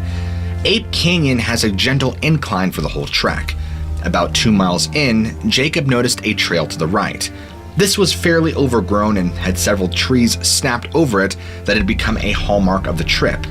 Jacob pointed it out to his friends and had hypothesized that perhaps this was a trail that led to the long-lost miner's cabin that had been attacked decades before. The location of the cabin is supposedly lost to history and has not been found since before Mount St. Helens erupted. The friends all agreed that if they ever came back to this area, they should explore this side path instead of visiting the Ape Caves. They continued for around another mile before they had their first strange encounter. Around mile 3, as the trees transitioned from new growth to larger old growth trees, they had heard a calling from some distance away. This noise is hard to describe, as many cryptid calls are. It was a woo woo woo, followed by a pause. Then they would hear it again. They noticed it as a very deep bass noise, and even from that distance, it sent a resonating shockwave into their chests. This noise was coming from a far off distance, at least 1/2 mile, and did not seem to be getting any closer. The friends began to get on edge and asked what was making the noise. Jacob told them he thought it was a Sasquatch making a warning noise. He had heard the exact same noise in a different location about a month prior. Jacob told them he identified the noises as a warning call to not get any closer. The friend Jacob was with on that other occasion swore that he had thought it was a bear noise. Jacob has seen and been around bears on multiple occasions and has never heard them make a noise like this. Only one of the friends named Julius had a gun on this hike, as it was an impromptu event. He asked what they should do. Jacob told him that they would change the marching order. Jacob would take the lead with his knife, he would follow next with his sidearm, and our completely unarmed friend, Joe, would bring up the rear. They hike past this area without any further incidents, and shortly after this, Joe, the one without a weapon, began complaining and saying that he wanted to turn back. He claimed to be getting worried about getting back in time to set up camp before nightfall. However, he was also not in the best shape to be hiking over 10 miles in a day in rough terrain. Jacob also thought he was feeling uncomfortable about not bringing his gun on the hike and hearing the strange calling noises. Joe began to blame Jacob for the lack of supplies he had brought, and during this time it was about 5:30 p.m. They had not been going very fast because Joe was not in great hiking shape. The group began to get some sporadic cell service at this time. They were getting above the tree line, and somehow cell waves were starting to ping off their phones, so they called the Lone Fir Resort, making reservations. Check-in time went until 9 p.m., and the resort claimed to accommodate late arrivals. They agreed that they would continue to hike until 7 before turning around. The return trip should be quicker, as it was mainly downhill. With this plan in place, they continued up the mountain. As the friends climbed higher and higher, they realized across the valley was the exact spot where they had camped the night before. They realized the blocked-off road they had encountered the day before would have led them down into the valley they were now hiking up. They reached the top of the canyon without further incidents. Mount St. Helens loomed large and magnificent in their view. The sun was shining from behind the mountain, hitting it with golden light beams. The canyon entrance was huge and extended for miles down the valley. During most of the hike, they had been in the forest, so had not seen much of the canyon before this. It was much longer and larger than they had suspected. It was a huge gap several hundred feet deep. They wondered if anything of this prospector's cabin remained hidden in the valley below. The friends reached the top right around 6:45 p.m. They looked around until 7 when they all agreed they would head back down the canyon.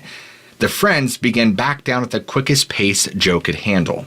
The goal was to hike about 5 miles back to the truck in an hour and a half so they could save on the fee for late check-in. 5 miles downhill in this time should be doable. They all agreed. 2 miles into the return trip, they heard the noise again. Woo, woo, woo. This was more or less in the exact same spot they had heard the noise on the way up. The trio had talked about how it was so strange that they would hear this noise in literally the same spot well over an hour later. The friends agreed that it was as though something was warning them to stay out of its territory. As they rounded a bend in the path, a second call started up. This one was now directly in front of them, just off the path. The wooing continued, and this call was coming from only about 50 yards ahead. And the call was so loud that it was like a bass drum being struck each time it started. The one in front of them would also sound the woo noise, followed by a further away call behind them. There was no doubt in anyone's mind that there were now at least 2 bears or creatures making these calls, and they appeared to be surrounded. When the call in front of them would sound, it was almost hard not to panic and break into full flight or flight. Nobody was around. They had not seen other hikers this whole time, and they still had 3+ miles back to the parking area. And every time the wooing would sound, the shock waves would hit you in the chest like a deep bass from a drum or very loud speakers, like a subwoofer. Each time the creature in front would make these noise, it would be answered by the one behind them. This one seemed to be getting closer. The one that was in front of them sounded so close, they began to whisper amongst themselves that they didn't understand. With the sound being so close, they should be able to see such a large bear or creature making noise. Jacob also talked to his friends the night before that Sasquatch had a natural camouflage, if not outright cloaking abilities. This seemed to be true, as they could literally not seem to locate a large beast somewhere right in front of them where the loud noises were coming from. Jacob is still on the fence if Sasquatch can completely go invisible or if its fur acts as a natural ghillie suit. One thing is for sure, they should have been able to easily see what was making the noise just off the trail in front of their faces. The friends fought outright terror and in panic huddled up to devise a plan. They had to walk right past the area the sound in front of them was coming from, and each wooing was hitting a resonance that seemed to make them want to panic and take flight after each tone. Jacob told his friends he would lead the way again with his knife out. as if that would really do anything. They would sneak past the beast so they could not give away their position, even though they were already known about and suspected they were being watched. The friends also agreed on the fact they needed to get out of there before the one behind them got any closer. As Jacob crept leading the way down the path, his 3-inch, hopefully enchanted knife seemed like a meager defense against a creature capable of making such an intense noise. Each time they heard the wooing, a sound wave would hit them and they would have to fight off this wave of panic and fear. This carried on for well over 5 minutes as they snuck down the mountain. Joe and the friend that had left his gun in the truck had the foresight to record a video of the sounds. Once they cleared the area by about a quarter mile or so, the calls had suddenly ceased. As quickly as they started, they suddenly ended. The friends continued down the mountain in silence for about another mile before they began to talk about the encounter. Julius, their friend with his sidearm, admitted that it was the scariest experience of his entire life. Joe, the friend that had taken the video, agreed that it was one of the top moments.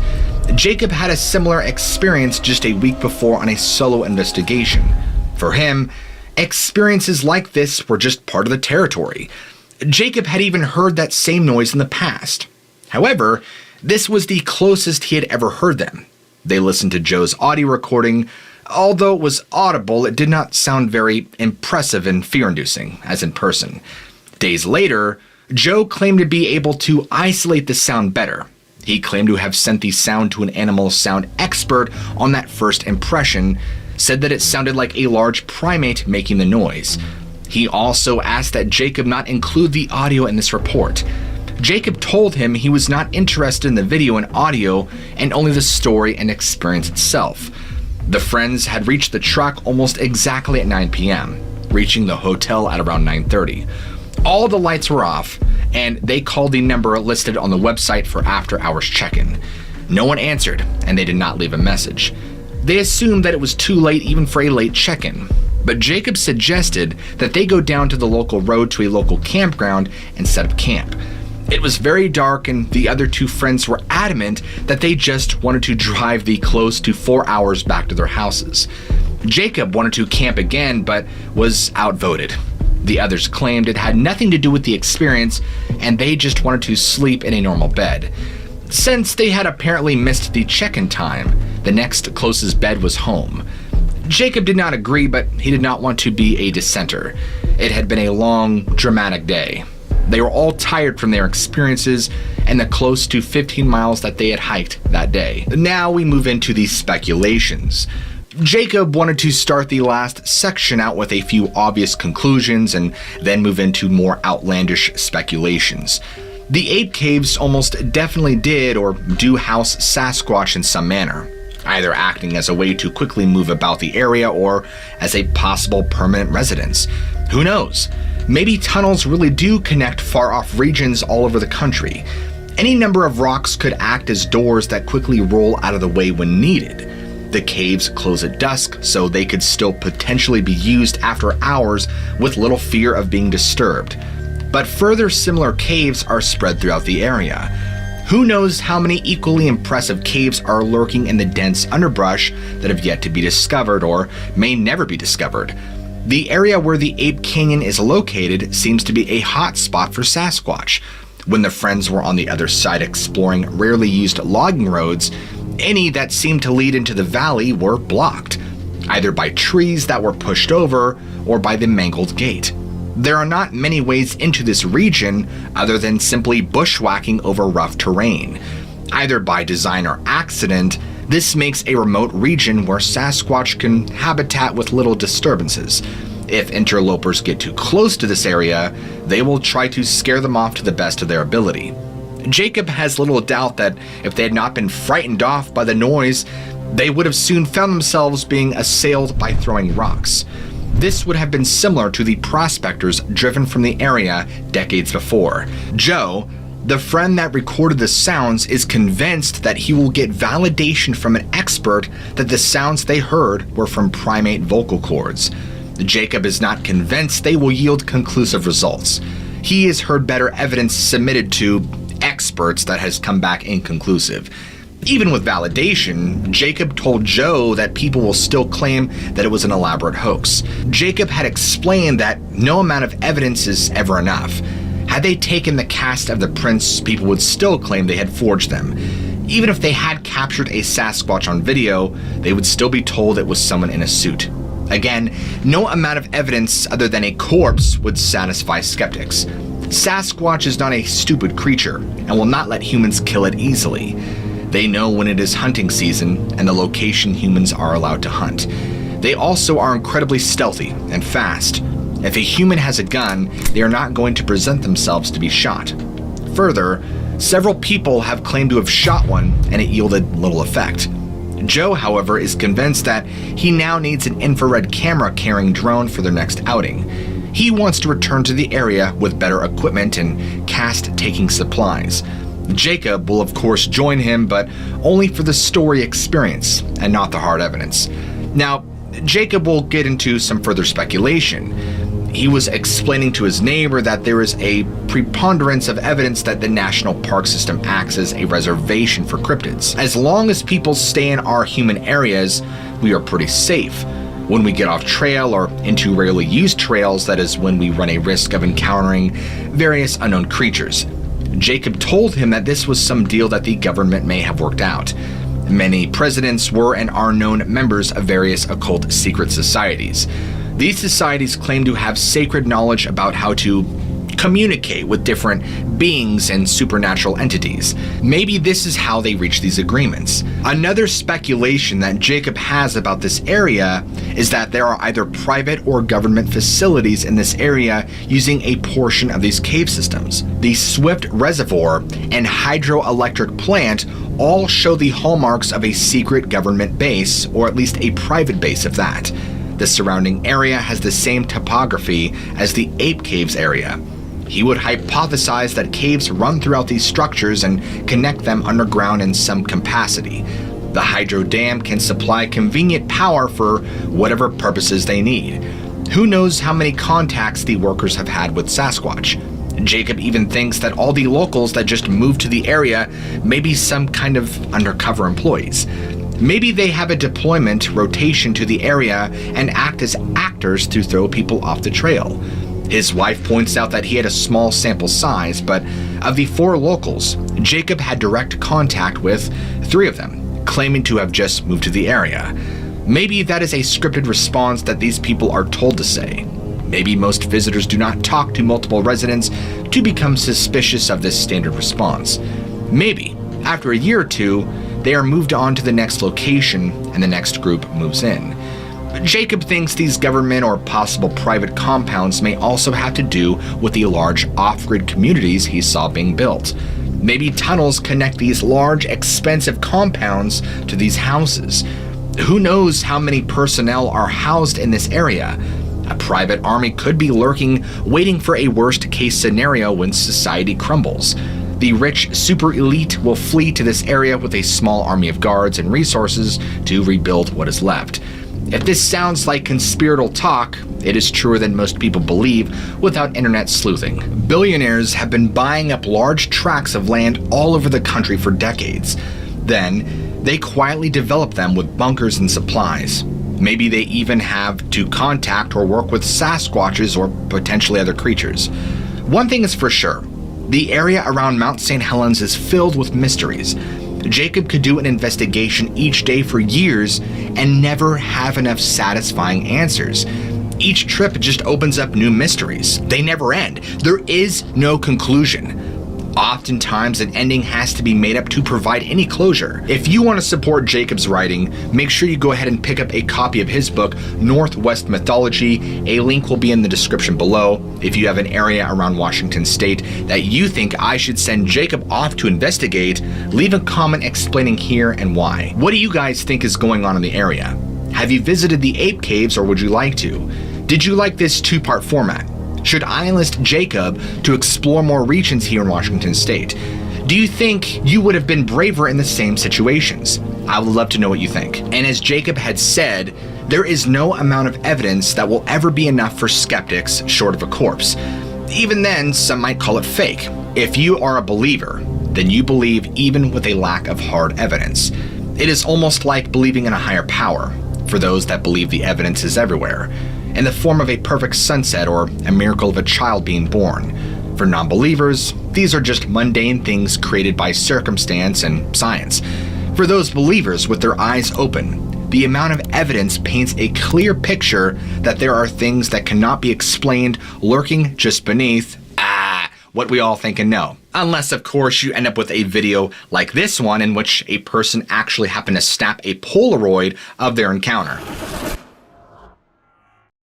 When you think of Washington State, you might think of a lot of things. Seattle, pine forests, a diverse climate and culture. If you really want somewhere incredibly haunted, look no further than the Oxford Saloon located right in Snohomish. It is actually considered to be one of, if not the top haunted place in the entire state of Washington. It is so haunted that multiple groups of paranormal investigators have actually investigated this same location, and each have picked up on multiple EVP or electric voice phenomena. The saloon itself was built in the early 1900s, and of course, over the time of Seattle's growth and expansion, this saloon has seen a considerable amount of makeovers. Along with that, it's also seen more than its fair share of violence and death as well, which I believe adds a lot to the paranormal quality to it, and thus contributing it to being a supernatural hotspot, especially down in the basement. In fact, a very popular documented murder here is the death of a policeman who was actually a regular at this saloon and may or may have not worked as a bouncer on his off time. He is just one of the many entities seen wandering throughout the saloon. And of course, on the upper floors, people report seeing women walking around and men in bowler hats talking. People hear about voices echoing all throughout the saloon when nobody is there, and just a general sensation and feeling of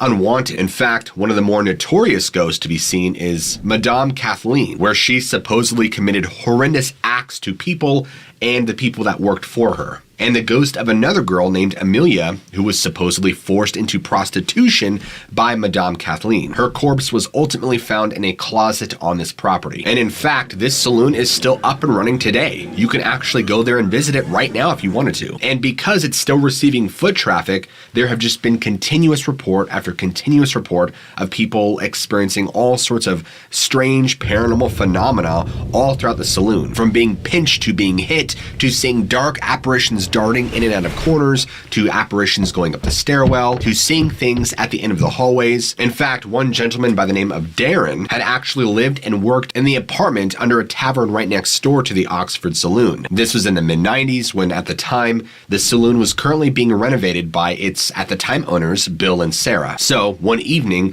Darren was outside on his back porch of the back of the UNI Tavern, and at this time, it's about 2 in the morning, so he's sitting there smoking his cigarette, and he could clearly hear noises coming from next door in the Oxford Saloon. And to him, he was thinking, man, it's 2 o'clock in the morning. It sounds like there's quite a party going on. I mean, people are laughing and talking and just having an overall great time. But of course, you know, it being a saloon and whatnot and early in the morning, this isn't exactly unusual. So he's just thinking, man, this sounds like people are having fun. I want to go become a part of that. And Darren already knew everybody that had worked there, so he figured maybe it was just a little after hours get together where people were just enjoying each other's company. So Darren puts his cigarette out, walks down the breezeway, and walks up the stairs to the door. And Darren could plainly see a sliver of light coming from underneath the door and shadows very clearly moving back and forth around. I mean, there's clearly people in there having a good time. I mean, he could hear them, and now he could actually see that somebody was in there. So he knocks, and he was met with silence.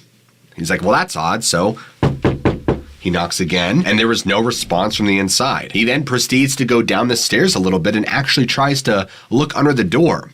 But he could see that where there was now a sliver of light, it's now darkness. Nothing. There's no sounds, nothing. And he's left thinking there to himself, well, that's odd. I just heard at least half a dozen people in there, what sounded like having a good time. So he heads back up the stairs and proceeds onto the sidewalk of First Street, where he sees no cars. I mean, it's dead. It's 2:30 in the morning. There's not a soul around. He thinks this to be very strange. And he's confused because there's no lights on in the Oxford Saloon. So he's thinking, okay. So the following morning, he goes on over to the Oxford Saloon for breakfast and had made a mention of this to Bill, who was the current owner, and was like, hey, it sounded like you had quite the party going on last night about 2:30 in the morning. And Bill just looked at him saying, no, there was nobody here. We actually closed early last night at 11 p.m. Everything was shut down and locked. The motion detectors and cameras were all set, nothing was ever tripped or turned off until they opened this morning. Darren had no way to explain what he had experienced the night before, but could only chalk it up to disembodied spirits of partiers and those who have previously visited the saloon but never checked out. Black Diamond Cemetery. It is one of the most haunted locations in all of Washington state and actually used to be a burial ground long before it had ever turned into a cemetery. This cemetery has all the makings of a haunted, traditional,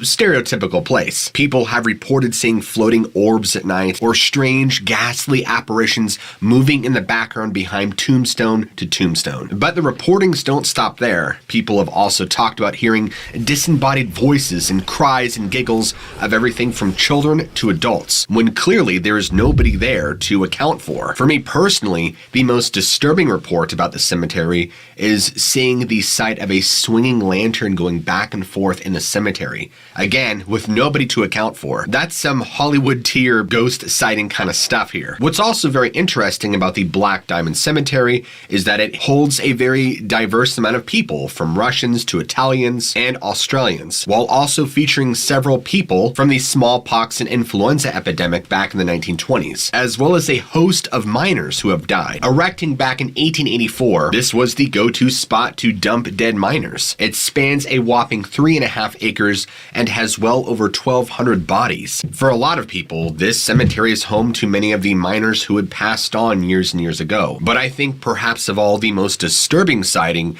is the apparition of a white horse sometimes seen wandering the confines of the cemetery. And while there have been numerous paranormal investigations done by several different researchers, nothing definitive was ever found. In fact, a group known as the Cascadia Paranormal Investigators had attempted to, at one point or another, try and debunk some of the spookier things happening within the cemetery. However, there were a few things that couldn't exactly easily be explained. This paranormal group had actually employed the use of a spirit box, and to their astonishment actually got some responses back. And they brought another device that reads up on local EMF patterns, in which they picked up more words that everything led to violence. And the entire time, the team had complained about the feeling of being uncomfortable and feeling like they were being watched by someone or something. Is this a place you would ever go? Definitely not me. The Tacoma Old City Hall has been a place of haunting after haunting since at least the mid-1970s. According to local town legends in Tacoma, police were called to investigate several disturbances within this building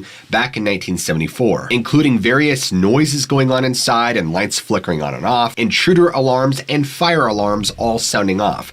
Just strange, unusual behavior. Of course, when the police went to investigate, they didn't find anything. But this wasn't just a one-off occurrence. This happened over the course of several days and months and even years, with police turning up nothing and no explanation for these strange happenings. In fact, it was theorized at one point that the noises could be attributed to somebody breaking into the building.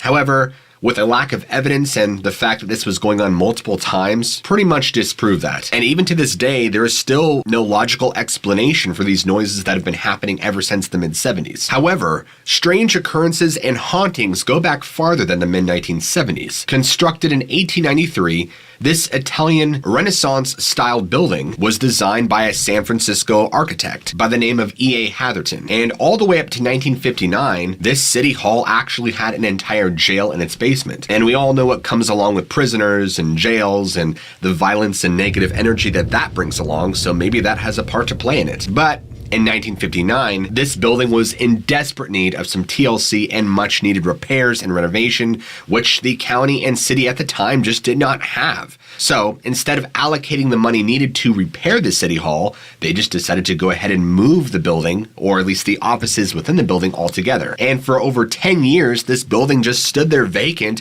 as a potential fixer-up for any investor who wanted to jump in on the opportunity. And this old town hall was nearly torn down, but fortunately, in 1974, it was saved, being placed on the National Registry of Historic Places, which in turn actually got it some attention and interest to do things with it, but no businesses or nonprofits really came forward with enough funds to really give the building what it needed. And throughout the coming years, there would be businesses, bars and grills, restaurants that would move in and out throughout its time. And at one point or another, I should say at its high point, it actually had around 40 businesses and restaurants operating within this old town hall. Even though this building is rich with history, as much of the surrounding area, Tacoma, and the entire Puget Sound is, this building appears to host an entity by the name of Gus, who doesn't necessarily seem nefarious, but likes the attention of the living. He would do things like you hear in a typical haunted house, like knocking over bottles and making clangs and slamming doors, just things along that nature, things that couldn't be explained right away. And then there are those who have reported seeing entities of security guards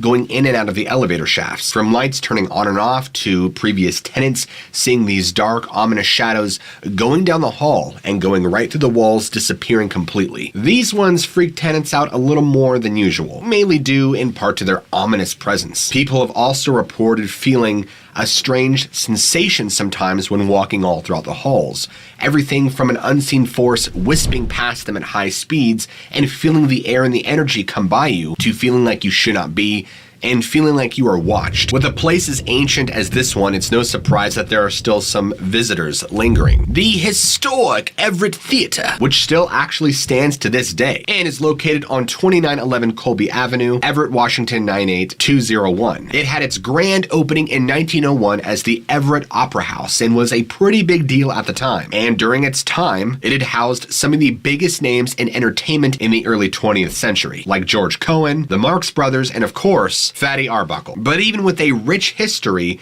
things didn't start to really propel towards the supernatural until around 1993, where renovations really ramped up. I'm not saying that in 1993, all of a sudden it became haunted. I'm just saying that reports weren't really popular, and if they were, they weren't really vocalized by anybody. But it was during this section of renovations in the early to mid-90s that many people began to describe strange feelings around the entire theater.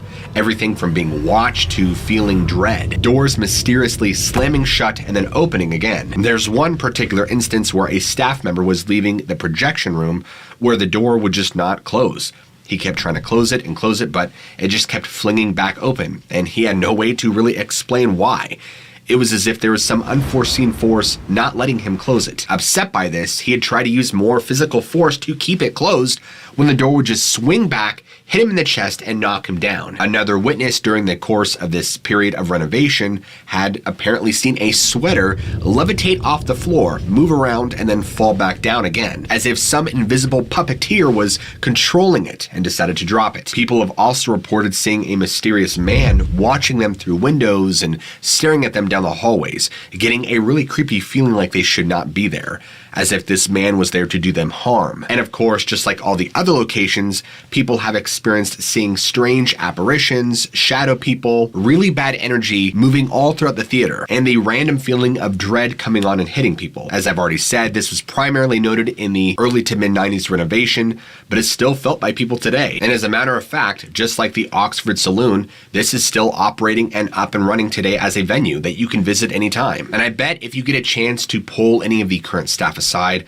they'll each have their own terrifying experiences of their own to tell you. It seems that almost everybody who has worked here, or at least who works here, has an experience or a story to share. Be sure to let me know what you guys think down in the comments below. I would love to hear from it. What are some places that you know that are incredibly haunted? If you enjoyed this video, be sure to go ahead and smack that like button. And also, if you're new to the channel, be sure to go ahead and hit the big old red subscribe button down here and keep your notifications turned on, so that way YouTube will let you know every time I release a great new video, and hopefully help me get over this cold. I love you all, keep an open mind, and I'll see you guys in the very next video.